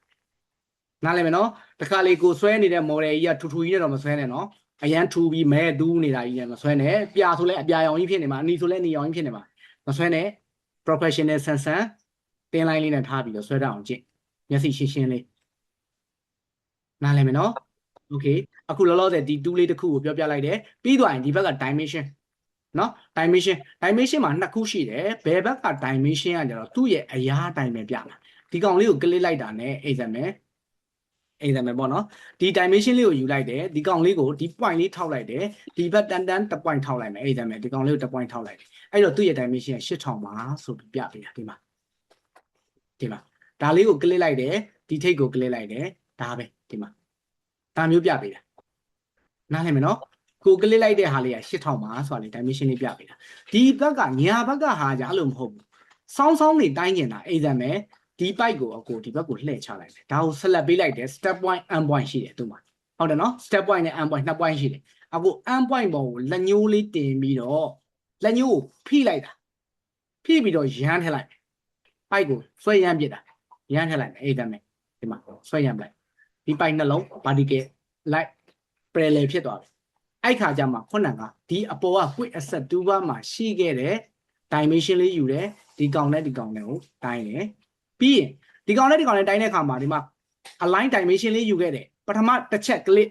ပထမတစ် point ရသွားပြီเนาะထွက်လာပြီเนาะဒီမှာ line လေးနဲ့ဒုတိယတစ် point ထပ်ပြီးတော့ click ပြီးနောက်ထပ်ထွက်တော့မယ်ဆက်သွားခြင်းသွားလို့ရသေးတယ်တိုင်းခြင်းဆက်တိုင်းလို့ရသေးတယ်တိုင်းနေရာမရှိတော့ဘူးဆိုရင်လွတ်တဲ့နေရာမှာ click လေးတစ်ချက်ချလိုက်ဒါဆိုရင်ပြီးသွားတယ်ဒီနေရာမှာတော့လေးပေါ်လာတယ်တော့သွားမခက်နဲ့เนาะတော့ခက်လိုက်တယ်ဆိုရင်အဲ့ဒါမဲ့တော့သွားပြီးနှိပ်လိုက်တယ်ဆိုရင်ဒီတော့ခက်လိုက်တဲ့အတွက်ကြောင့်ဒီကောင်ဘယ်ပဲရွှေ့လိုက်မှာနားလည်မလားတော့ရဲ့အဓိပ္ပာယ်ကနားလည်မယ်နော်သူဘယ်ပဲတော့တွဲလိုက်ရောဒီသဘောအဲ့တော့ဒီတော့ကတော့ပုံမှန်အဖြစ် dimension တိုင်းရင်တော့မခတ်ပါဘူး family creation မှာပဲခတ်တာများတယ်နားလည်မယ်နော်အဲ့တော့ဒီဟာလေးကအခု dimension တွေတိုင်းရင်တဲ့အခါမျိုးဒီထိတ်နဲ့ဒီထိတ်နဲ့လမ်းတိုင်းမယ်ဆိုရင် dimension တွေတိုင်းရင်တဲ့အခါမျိုးတစ်ချက် click တယ်နောက်တစ်ချက်ကိုလိုချင်တဲ့နေရာကိုတစ်ချက် click တယ်ပြီးသွားရင်အပြင်ဘက်လွတ်တဲ့နေရာမှာတစ်ချက် click တယ်လွတ်တဲ့နေရာကို click ရမှာနော်ဒါမျိုးကဲလောက်ကြည့်ပါအောင်အဲ့ဒီဟာလေး၃ခုပေါ့သင် line လေးရယ်ဒီဟာလေးရယ်နော် system တွေကနေ file လေးတစ်လုံးယူတယ်ဆွဲကြည့်လိုက်တယ်ထွန်းကြည့်ပြပါအောင်ဆရာကလေဟို template ကိုမယူဘဲနဲ့ဒီဆက်က template ကိုယူတာ तू က matrix နဲ့မပြဘူးဆရာဖေးလက်မှတ်နဲ့ပြအဲ့ဘယ်လိုပြန်ပြင်ရ okay ဘယ် template ကိုယူလိုက်တာ ဒီ auto ပါတဲ့ template ကိုယူလိုက်တာဆရာ တခါလေအဲ့ template တွေကို auto ပါတဲ့ template တွေကိုယူလိုက်ရင်ပြင်လို့မရဘူးသူ template က imperial template ဖြစ်နေတတ်တယ်အဲ့ဒါဆိုရင်ပြင်လို့မရဟုတ်ဆရာအဲ့ဒါကြောင့်မို့ကျွန်တော်စပြီးဖွင့်ကြတဲ့က template ကို matrix ကိုပဲယူခိုင်းတာmillimeter နဲ့ကြည့်ကျင်လို့မို့တခုရှိတယ်နောက်ကြမှာပေါ့ဟိုဖြစ်ရင်လည်းနောက်ရက်ကြမှာအမတခြားဟာကိုဖွင့်လိုက်ပေါ့နော်တခြားဟာကိုဖွင့်ပြီးတော့အမလာညီမလာလေးနောက်ရက်ကြမှာအဲ့တခြားဖိုင်ကိုဖွင့်ပြီးတော့လုပ်ကြည့်အခုလောလောဆယ်တော့ဒီဟာလေးတွေဆွဲကြည့်အခုသွားတဲ့ဟာလေးပေါ့နော်ပေနဲ့လက်မနဲ့ပြတာပေနဲ့လက်မနဲ့ပြတာထားခဲ့လိုက်ဟုတ်ခဏ ignore ထားလိုက်ပေါ့ဟုတ်ဆရာရမယ်နော်ဟိုနောက်ကလူတွေစင်ပြေကြလားလုပ်ကြည့်နေမရတာရှိရင်မေးနော်မေးပြီးမလိုက်နဲ့နော် okay 3D view ဖွင့်ပြီးတော့ညီမ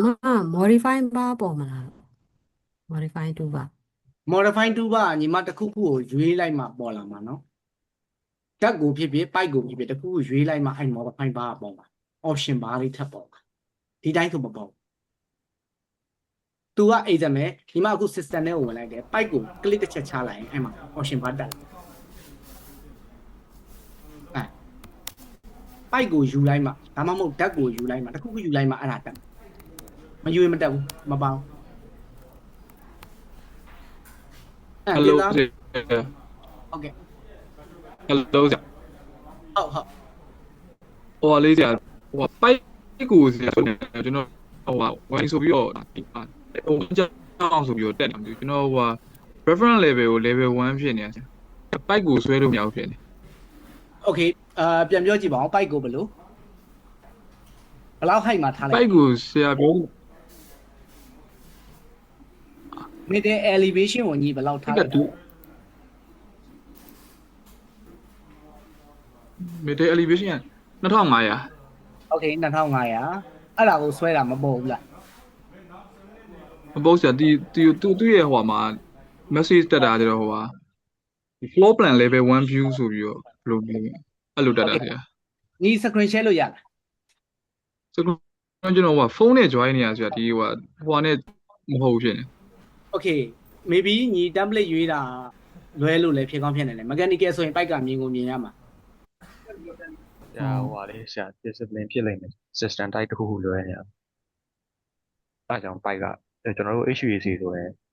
core water system type ဖြစ်ရမှာဘယ်လိုဟိုဟာဆိုရင် plumbing မှာဆွဲမယ်ဆိုရင် domestic core water ပုံစံဖြစ်အဲ့ဒါမှပေါ်ရတယ်ဟုတ် တကယ်တမ်းကမဟုတ်ဘူးသူဒီတိုင်း pipe ကိုပဲ click လိုက်တာဖြစ်လိမ့်မယ် pipe ကို click ပြီးတော့သူဒီတစ်ပတ်မှာ system type ကိုသူကစားမှာမဟုတ်တော့ဘူးအခုထင်ကစားခဲ့တယ်ဆိုရင်ညီဒီထဲမှာနေဒီထဲမှာဒီမှာအခုတို့ pipe ယူလိုက်တယ်ကွာအဲ့ဒါမဲ့ pipe ယူလိုက်တယ်ညီဒီအောက်မှာ system type ဆိုတဲ့နေရာမှာဒီထဲမှာညီတစ်ခုခု sanitary နဲ့ပတ်သက်တာတွေပေးခဲ့တာတော့ ban နဲ့ပတ်သက်တာတော့ပေးခဲ့တာတော့ရှိလားတစ်ချက် click ကြည့်လိုက် ဟော system drive မှာမဟုတ်ပါဘူး တဲ့တိုင်းမှာ hydronic supply မှာဟုတ် ဟုတ်တယ်ဆရာ hydraulic supply မယ် ပုံမှန်တက်ဖို့ကမှန်လိမ့်မယ်အဲ့ဒါဆိုရင်ညီအောက်မှာ pipe ကိုယူလိုက် view rate တင်တယ်ကိုကြီး view rate မှာမဆိုင်တော့2500ဆိုတော့2500 default အနေနဲ့ရှိရမှာ2500ထားပြီးရင်ဒီကောင်က level 1မထားနဲ့ level 0ထားညှိမှာညီကအပေါ်ကိုတက်သွားလားအပေါ်လွာဖြစ်သွားလား level 0ဆိုတာရွေးလိုက်ဒီဟာကို reference level ကို level 0ကိုရွေးဒီမှာ level 0နဲ့ level 1ရှိတယ် ကျွန်တော် level 0ကိုပြင်လို့မရဘူးဆရာ level 1နဲ့2နဲ့ပဲ ဟော1နဲ့2နဲ့ပါတယ်အဲ့ဒါဆို1မှန်တယ် level 1ပြီးရင်2500တစ်ချက်ဆွဲကြည့်လိုက်ပါအောင်ပြန်ပြီးတော့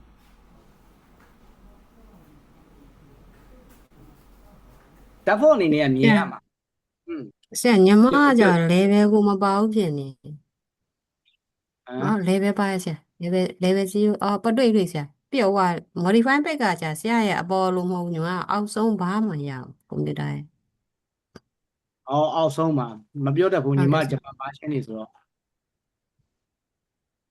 ဆရာကျွန်တော်ဟို message လေးတစ်ချက်ဆရာဖတ်ပြလိုက်ရမလားဆရာဖတ်ပြရင်အဆင်ပြေမလားမသိဘူး ဟုတ်တယ် visibility ပိတ်ထားတော့ဖြစ်နိုင်တဲ့အခြေအနေတော့ရှိတယ် VB တွေကနေတစ်ချက်ကြည့်လိုက်ရင်တော့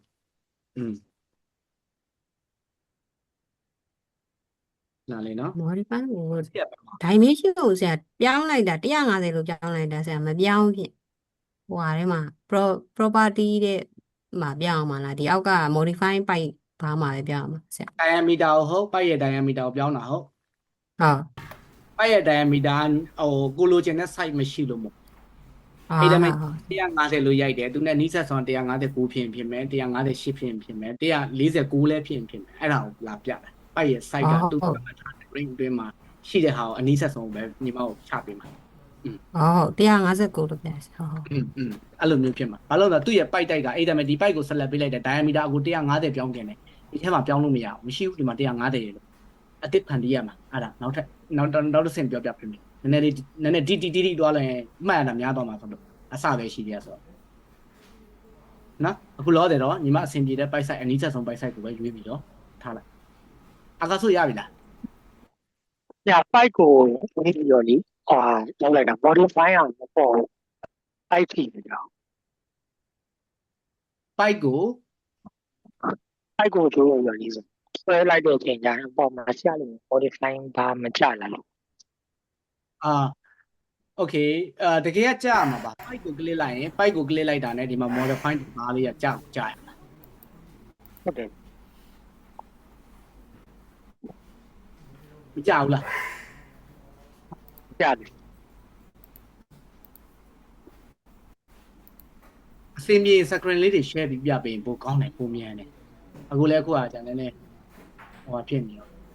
ပြောရတာနည်း ဟုတ်တော့ဖုန်းနဲ့တက်နေရရှိ အဲ့လိုတင်လိုက်လို့မရဟုတ်တယ်ဆရာ တင်းလိုက် တင်လိုက်လို့မရပြီး dimension တိုင်းတာတကယ် degree ပါလာလို့လေဆရာ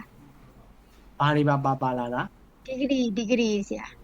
အော်ဒီဂရီအဲ့ဒါကညီမဘယ်ဘက်ဖြားသုံးက dimension အဲ့ဒါပါမှာ ဟုတ် ညာဘက်က dimension မပါဘူး ဟုတ် ညာဘက်က dimension ပါ တင်လိုက်နဲ့မရလို့ဆရာ တင်းလိုက်ကညီမဒီဟာကို zoom ချက်ဘိန်းလုံးလေးကိုလှိမ့်တင်းလိုက်လေးကိုတစ်ချက်ကလေးကြည့်လိုက်ဒါမျိုးမြင်ရလိမ့်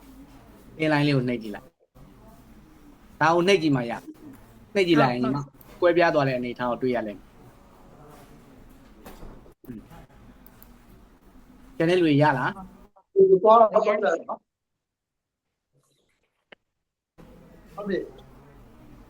ညီမ dimension တော့တိုင်းလို့ရပြီးတော့ဒီအလျားလိုက်ပြီး down လိုက်ပြန်တိုင်းရင်အလျားလိုက်ဟိုဟာ dimension ပျောက်သွား ဒီမှာတောင်းတော့ညာဘက်ကဒီကွာ dimension ကပျောက်မှာနော်ဒီအခုပေတံလေးလိုဟာလေးကပျောက်မှာခဏပဲတိုင်းကြည့် ဟုတ်ကဲ့ ဘက်ကဟာတကယ်နော်ဒီညာဘက်ကဟာလေးထည့်ပြီးတော့တိုင်းမှရမှာ အော်ညာဘက်ကဟာဆရာဟုတ်ညာ ရပြီလားအကဆိုရပြီလား ကျွန်တော် screen share လိုက်မယ်ဆရာ အေးရှင်းလိုက်ရ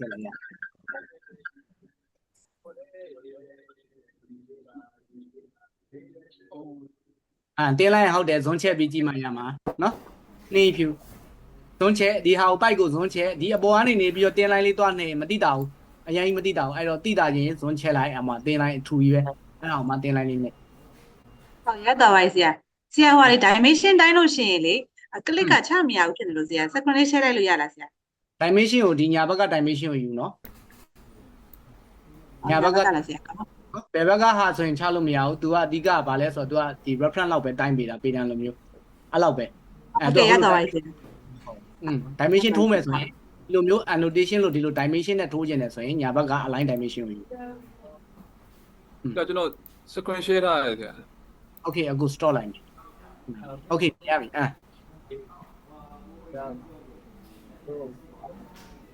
okay okay ညီအဲ့ဒါဆိုရင် bike ကတော့ဆွဲပြီးသားရှိတယ်ဝီမှာတစ်ချက်နှိပ်ကြည့်ပါအောင်ညီ bike တွေ on ထားလား bike တစ်လုံးကိုဆွဲကြည့်လိုက် bike တစ်လုံးကိုဆွဲကြည့်လိုက်ရတယ်150မှန်တယ်150မှန်တယ်ဆွဲကြည့်လိုက် okay မရတယ် click လိုက်မမြင်အောင်เนาะအဲ့မှာအောက်မှာ note တက်လာတယ် warning တက်လာတယ်အဲ့တော့ညီဆွဲတာမမြင်အောင် SK နှိပ်နှိပ်ပြီးရင်ဘွီကိုသွားဘွီဆိုပြီးရိုက်လိုက် visibility ဘွီအထင်နဲ့ template တွေအမြန်လွဲတာလားပါလားတော့မသိဘူးဘွီကနေအောက်ကိုဆွဲချပိုက်ကိုကြည့်အဲ့ထဲမှာပိုက်ဆိုတာကိုရှာပိုက်မှာလဲ on ထားတယ်ကွာ okay ပိုက်မှာ on ထားတယ် okay ပေးကြည့်ပါဦးနောက်ထပ် okay ပေးလိုက်အဲ့ထဲမဟုတ်တော့နောက်တစ်ခုက reveal ဒီအောက်ကဟာလေးကိုတစ်ချက်နှိပ်ကြည့်အဲ့ထဲမှာလည်းမရှိဘူးเนาะပြန်ပေးလိုက်အခုထင်တယ် template ကလွဲနေရလားမသိဘူး template ကတော့ကျွန်တော် mechanical template ပဲဆရာ ကိုကြီးသူဆွဲလိုက်တာ working area တွေကိုဆွဲတာမဟုတ်ဘူးလားလို့ခုနက ရတယ်အပြင်လဲရတယ်ဟုတ် ရတာသူကပိုက်တိုက်ကိုဓာတ်ဖို့ကြီးဖြစ်နေ standard ကိုပဲဓာတ်ဖို့ဖြစ်နေတယ် architectural ဖြစ်နေတာဒီမှာ discipline တွေကအဲ့လိုကြောင့် template မှာဖြစ်လိမ့်မယ်ဆရာ template မှားနေတာလို့အားကြောင့် template မှာဖြစ်မယ် ဟုတ်တယ် mechanical change မှာလားဆရာ ကျွေးကြည့်လိုက်အပေါ်တူရတယ် mechanical ထားခဲ့ပြီးတော့အပေါ်တူကြည့်အောင် template မှားနေတာဖြစ်လိမ့်မယ်အဲ့မှာ view rate နဲ့လည်းမဆိုင်ဘူး view template မှာရောညီအဝါပေးကြည့်ပါဦးဖြစ်နိုင်ရင် mechanical ကိုပေးကြည့်ပါဦးမပါဘူးမီ template ကနည်းနည်းမှားနေတာထင်တယ် template ကညီဖွင့်တော့ကဒီ archi template နဲ့ပဲရှိနေတာထင်တယ်အဲ့အတွက်ကြောင့်မို့ okay အခုမြင်ရပြီလားခုနဆွဲထားတဲ့ဟာ မမြင်ရဘူးဆရာ elevation တွေကဘယ်ရောက်သွား elevation တွေကိုမမြင်ရတော့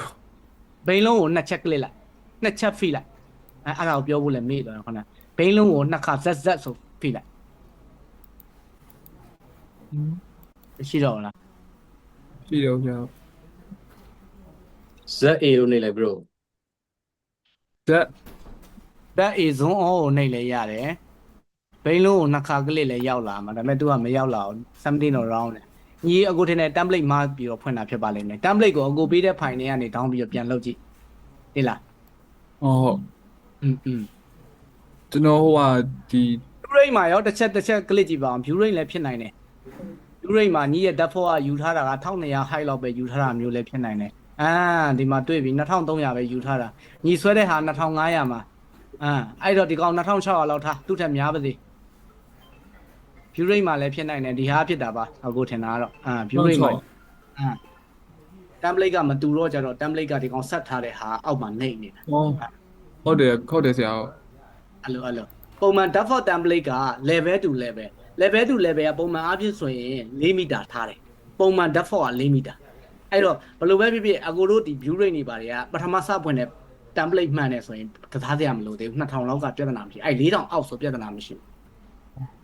အဲ့လိုမျိုးအခုကညီ template နဲ့လွဲနေတဲ့အတွက်ကြောင့်အဲ့ view rate တွေပါကွာကုန်တာအဲ့လိုမျိုးနော်အဲ့မှာမြည်ဆွဲထားတဲ့ pipe တွေတော့မြင်ရတယ်ကျေးဇူးပါဆရာ အေး ကဲကျွန်တော် Yeah ဟုတ်ကဲ့ဟုတ်ကဲ့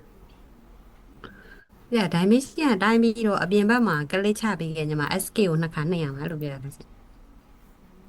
ဟုတ်တယ် comment ထွက်ချင်ရင် SK ကိုနှစ်ခါနဲ့အဲ့ comment ကိုလုံး SK နှစ်ခါနဲ့ဘယ် ထွက် comment ပြီးခဲ့ညီမပြီးခဲ့ညီမအလျားလိုက်တစ်ခါပြီးခဲ့ညီမ down လိုက်တိုင်ပြန်တိုင်းချင်းခဲ့ညီမတစ်ခါထပ်ပြီး comment ပြန်တောင်းအဲ့လိုမျိုးလဲဆရာ ရတယ်အဲ့လိုလဲရတယ်အိမ်မယ်ပေါ့နော်အခုတို့ဒီမှာ dimension ယူလိုက်တယ်နော် dimension ယူလိုက်တယ်အခုဒီထိတ်ရယ်ကိုလမ်းတိုင်းလိုက်တယ်ဒီမှာနော် comment ကိုတန်းတိုင်းပြီးတော့ကလစ်လိုက်တယ်အခုဒီတိုင်းလေးအဆင်ပြေပြီဆိုအဆင်ပြေတဲ့နေရာကိုကလစ်လိုက်တယ်ပြီးသွားရင်အခု SK တစ်ခါပဲနှိပ်ပြီးတော့နောက်ထပ်တိုင်းနေနေရဆိုရင်ထပ်တိုင်းလို့ရသေးတယ်တစ်ခါပဲနှိပ်တယ်တကယ်လို့လုံးမတိုင်းတော့ဘူးငါနောက် comment သွားတော့မှဆိုရင်နောက်ထပ်တစ်ခါဆက်ပြီးတော့ဖိလိုက်အဲ့ဒါဆိုရင်နှစ်ခါဖိလိုက်မှလုံးထွက်သွားရနော်တခါတလေမှာအကိုတို့ဒီလိုမျိုးဖြစ်နေတတ်တယ်ဒီလိုကိုလိုချင်တဲ့နေရာကိုမရောက်ဘူးကွာဒီလိုအကြီးကြီးတွေဖြစ်နေတာတော့တိတိလေးတွေဖြစ်နေတာအဲ့ဒါမျိုးဆိုရင် keyboard ကနေနေ sorry mouse ကနေနေပြီးတော့ဘိန်းလုံးလေးကိုလက်ညှိုးကိုနှစ်ခါဇက်ဆိုဘိန်းလုံးကိုသွားဖိမှာလက်ကလေးနှစ်ခါနှိပ်တယ်လို့ပဲဘိန်းလုံးကိုနှစ်ခါသွားဖိမှာဇက်ဆိုပြီးတော့အဲ့ဒါဆိုရင် zoom all သဘောမျိုးပဲတူပဲ screen ရဲ့အလယ်မှာကိုဆွဲလိုက်တဲ့အရာတွေရောက်တာနားလည်မယ်နော်ဘိန်းလုံးကိုဖိပြီးတော့ drip ဆွဲတယ်ဘိန်းလုံးကိုနှစ်ခါဖိပြီးအလဲကိုပြန်ရအောင်လုပ်တယ်ဘိန်းလုံးကိုရှေ့တိုးနောက်ဆုတ်လုပ်တယ်ဒါပဲအဓိကဘိန်းလုံးသုံးမဲ့၄ခုပဲရှိတယ်နောက်ထပ်မြင်ချင်တာရှင်းမလားရလားနောက်က dimension ထိုးတာလေဆရာဒုတိယမြောက်ဟာကိုထိုးတဲ့ခါကျတော့နှစ်ခါကလစ်မိတဲ့ခါကျတော့အချက်နှစ်ချက်ပေါ်နေအဲ့ကြောင့်ဘယ်လိုလုပ်ရမလဲဆရာ အဲ့ဒါကြပြန်ဆုပ်ပေါ့ SK တစ်ခါပြန်နှိပ်ပြီးပတ်ပြန်ဆုပ်လိုက်အိမ်စံမယ်ကျွန်တော်ပြပေးမယ်နော်အိမ်စံမယ်ထားပါတော့ dimension ကိုယူလိုက်တယ်ကျွန်တော်ဒီဟာလေးကိုကောက်တယ်ပြီးရင်ဒီနားမှာပိုက်3လုံးရှိတယ်ပဲထားပါတော့ဟုတ်ကျွန်တော်ထားပါတော့ဒီမှာပိုက်3လုံးရှိတယ်ဒီ3လုံးကိုကျွန်တော်ဒီမှာ dimension လေးယူတယ်ဒီကောင်တွားကျင်တာတကယ်တမ်းဒီကိုတွားကျင်တာဒါကိုမှားပြီးကလစ်လိုက်တာကျွန်တော်ဘယ်လုံးမှလုပ်မရအောင်အဲ့ဒါဆိုရင် SK တစ်ခါပြန်နှိပ်ပြီးပြန်အစနေပြန်စတယ်ပေါ့ဆရာညီမကြတော့လေ dimension ကိုပေးခဲ့တယ်တစ်ခုပေးခဲ့တယ်နောက်တစ်ခုပေးတဲ့အချိန်မှာပထမတစ်ခုကပျောက်သွားတယ်မကြံခဲ့ဘူး okay အဲ့ဒါက setting နဲ့ဆိုင်မယ်အခုတစ်ချက်ကြည့်ပေးမယ် setting ထဲမှာညီမရှေ့တစ်ခုယူပြီးတာနဲ့နောက်ကဟာ auto ပျောက်ဆိုတဲ့ comment ပေးထားခဲ့တာရှိတတ်တယ်advanced setting ထဲမှာလေရှေ့တစ်ခုလုံးလိုက်တိုင်းနောက်ကတစ်ခုက auto လိုက်ပျောက်ပေးတာတူညီမတိုင်းကြည့်လိုက်ပထမတစ်ခုတိုင်းတယ်နောက်ထပ်တစ်ခါထပ်တိုင်းတယ်နောက်ထပ်တစ်ခါထပ်တိုင်းတယ်အဲ့ဒါလိုက်လာနောက်ကဟာတွေအကုန်လိုက်လာတာ setting ထဲကအဲ့ဒါမဲ့ကွာအခုဒီဟာကိုတိုင်းလိုက်တယ်ကွာဒီမှာ314ခွန်ဆိုတာပေါ်လာတယ်နောက်ထပ်ဒီဘက်ကိုတိုင်းလိုက်တယ်23ခွန်လို့ပေါ်လာပြီးရင်ကလစ်လိုက်ရင်ဒါပျောက်သွားမယ်ရှင်နေချခဲ့တာအဲ့ဒါပြီးရင်ဒီဘက်ကနေပြန်ဒီဘက်ကိုလာတိုင်းကြည့်အောင်9200 5524လို့ပေါ်လာတယ်ဒါပေမဲ့ဒီဟာထပ်ပျောက်သွားအဲ့ဒါဆိုရင် setting ကဟုတ်တယ်ဆရာကျွန်တော်တူတူပဲဆရာအဲ့လိုမျိုးဖြစ်တယ်ဆိုရင် setting ကနေနေပြီးတော့ရှေ့ကအပီးရဖြစ်လာရင်နောက်က display ရဖြစ်သွားတာအဲ့လိုမျိုး AutoCAD မှာလည်းအဲ့ setting ရရှိတယ်setting ကြောင့်မို့အခုရှာပေးမယ်ပြီးမှအခုဒီထဲမှာပဲတော့ဟိုလောက်ရမှာပါဒီ option ထဲမှာဟိုမှာခုနက user interface မှာဒီမှာ double click option တို့ဒီထဲမှာသူရဲ့ customize တွေထဲမှာသွားပြီးမှုရမယ်အဲ့ကြောင့်တစ်ခါလေးဆိုရင်အခုဒီ double click နဲ့ပတ်သက်ပြီးတော့လည်းတိတ်ပြီးတော့ဟိုမလုပ်ဘူးပေါ့နော်recommend မပေးဘူးသွားပြီးတော့ click တာမျိုးတွေပေါ့နော်click ရင်လည်း screenshot ရိုက်ပြီးတော့မှတ်ထား default အတိုင်းပြန်သွားလို့ရအောင်အဲ့လိုမျိုးပြီးသွားရင်ဒီမှာdouble click ဆိုရင်ဒီထဲမှာဆိုရင်အဲ့ဒါမဲ့ဒီဟာတွေဆိုရင်ဒီမှာ sketch ဆိုရင် edit family ဘယ်ဟာကိုနှိပ်လိုက်ရင်ဘယ်ဟာဖြစ်မယ်ဆိုတာဒါလေးတွေကိုမှတ်ထားရတာဥပမာဒီဘက်မှာဆိုရင် do assistant တွေကဘယ်လိုမျိုးလိုချင်တာလဲပြီးရင်ဒီဘက်မှာဆိုရင် do analyze တွေမှာဒီမှာအမှန်ကြီးလေးတွေရှိတယ်ကိုကဖြုတ်ခဲ့တာမျိုးတို့အဲ့လိုမျိုးတွေရှိတတ်တယ်အဲ့ထဲမှာသွားပြီးတော့ကစားရမယ်ထင်တယ်ကျွန်တော်ရှာကြည့်ပေးမယ်ချက်ချင်းရတော့နည်းနည်းလေးဒီဟာကျွန်တော်မမှတ်မိပဲဖြစ်နေနော် ဒီထက်ကတူတစ်ခုခုကိုအမှန်ကြီးလေးဖြုတ်ခဲ့တာပါသူမခတ်ဘူးခတ်တာအဲ့အမှန်ကြီးလေးပြုတ်နေတာမျိုးဖြစ်နေတာအဲ့ကြောင့်ရှေ့ကတွားလိုက်တယ်နောက် comment auto delete အဲ့လိုဖြစ်တာ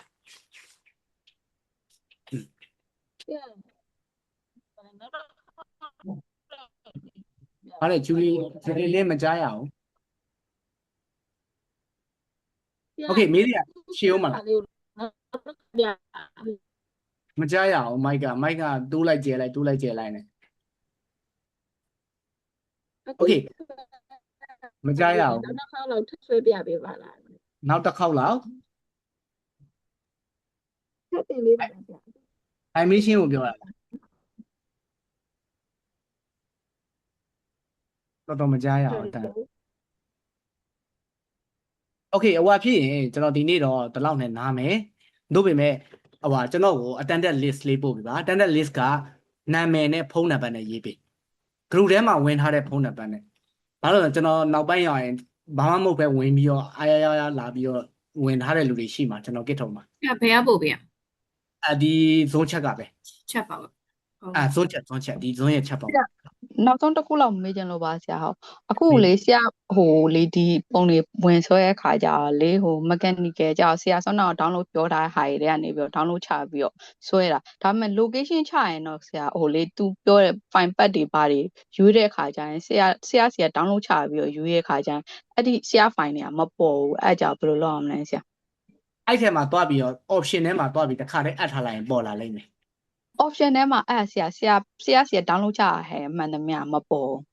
မှန်သမျှတော့မပေါ်ဘူးညီမအပ်ထားတဲ့လောက်ပဲပေါ်မှာအဲ့မှာအပေါင်းလေးပါတယ်အပေါင်းလေးနဲ့အပ်ထားတဲ့လောက်ဥပမာ electrical template ကိုအပ်ထားရင် electrical template ပဲပေါ်မယ် mechanical archi အားတွေအပ်ထားရင်ပေါ်မယ် ဟုတ်ဆရာဟုတ်ပြန်လုပ်ကြည့်လိုက်ပါမယ်ဆရာဟုတ်ကဲ့ဟုတ် အပေါင်းလေးနှိမ့်နေပြီးအပ်ထားလိုက်အဲ့ဒါဆိုရင်ညီမအကုန်ပေါ်လာလိမ့်မယ် ဟုတ်ကဲ့ပါဆရာဟုတ် နာမည်နှုတ်ကိုဘယ်မှာရမလဲမသိဘူးနော်ဘယ်ကရမလဲ WhatsApp ထဲမှာပို့ထားပါကျွန်တော် personal မပို့နဲ့เนาะမဖြစ်ကျွန်တော်ဒီ everyone တွေကနေပဲယူမယ်เนาะနာမည်လေးနဲ့ဖုန်းနံပါတ်လေးစေ့ထားကြလို့အဲ့တော့အတန်တက်ကောက်တဲ့ခါကျကျွန်တော်တယောက်ချင်းလိုက်ရေးဖို့အဆင်မပြေဘူး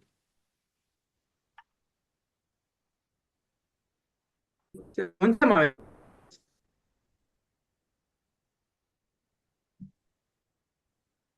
ဟုတ်ကဲ့ဒုချက်ပြပါဆရာဟုတ်ကဲ့ Thank you ဆရာ Hello sorry ပါ line out သွားလို့ကျွန်တော် Okay နာမည်နဲ့လေးတွေပို့ပေးเนาะကျွန်တော်နာမည်ရဖုန်းနံပါတ်ရတွတ်ပြီးပို့ပေးပါကျွန်တော်တခါတည်းပြီးရင်အဲ့ချက်ကိုအကုန်စေ့လိုက်ရအောင်ဘာလို့လဲတယောက်ချင်းလိုက်ရတာအဆင်မပြေလို့မို့เนาะ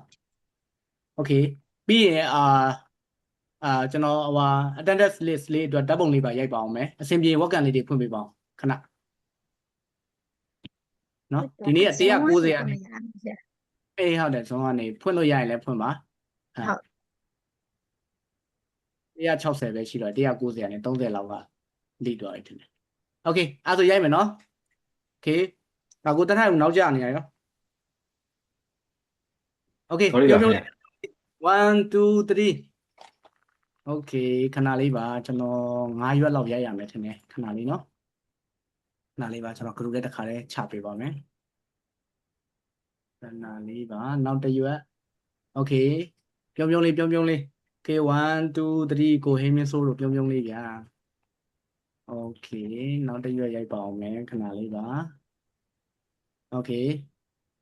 ပြုံးလေး1 2 3 Okay ဟန်တူထွန်းတော့โอเค3ရွက်ရပါပြီခဏလေးပါ3ရွက်โอเคနောက်တစ်ရွက်โอเคစုတီတီမြတ်တော့ပြုံးလေး1 2 3โอเคခဏလေးပါနောက်တစ်ရွက်ကြာမအောင်မယ်နောက်ထပ်တစ်ရွက်2ရွက်ကြာအောင်မယ်โอเคနံပါတ်5โอเคဆမ်းမင်းအောင်တို့ပြုံးလေးဗျာ1 2 3โอเคခဏလေးเนาะ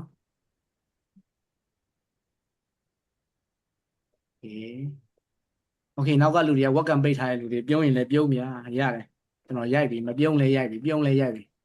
ကင်မရာဖွင့်မရလို့ပါ ကင်မရာဖွင့်မရနေရဆရာ ပြုံးပြီးပါတယ်ဆရာ ဟုတ်ပြီဗျာ ပြုံးထားပါတယ် ပြုံးထားပါတယ်โอเค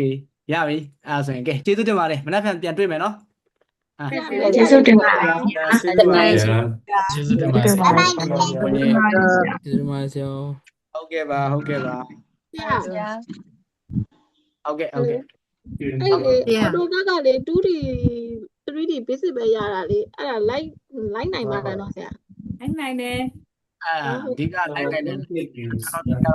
ဟုတ်တယ်လိုက်နိုင်တယ်အဓိကကတော့ပုံမှန်လေးပြောရင်ဒီဟာက software အသစ်ဖြစ်တယ်ဒါပေမဲ့ဟိုကလေးနည်းနည်းလေးရရင်တော့မစိုးဘူးပေါ့ဗျာအခြေခံလေးရှိတာပေါ့ဒါပေမဲ့သူ့သုံးရတဲ့ concept ကတော့ခက်ဆင်ဆင်ပဲရတယ်သုံးလို့ရတယ်ပြဿနာမရှိဘူး အတော့က 3D လောင်ရတယ်ဆိုရင်မှရတာပေါ့ အာ 2D ပဲရ တချို့ကျတော့ rebate ကိုသုံးပြီးတော့လေ AutoCAD ကိုမရဘူးကောင်းကောင်းရတယ်ဒါမျိုးလည်းရှိတယ်အာ တရား โอเคနောက်တစ်မှာဟုတ်မေးချင်ဟုတ်ကျန်တဲ့လူတွေမေးလို့ရပါသေးတယ်ဟုတ်မေးချင်တာရှိရင်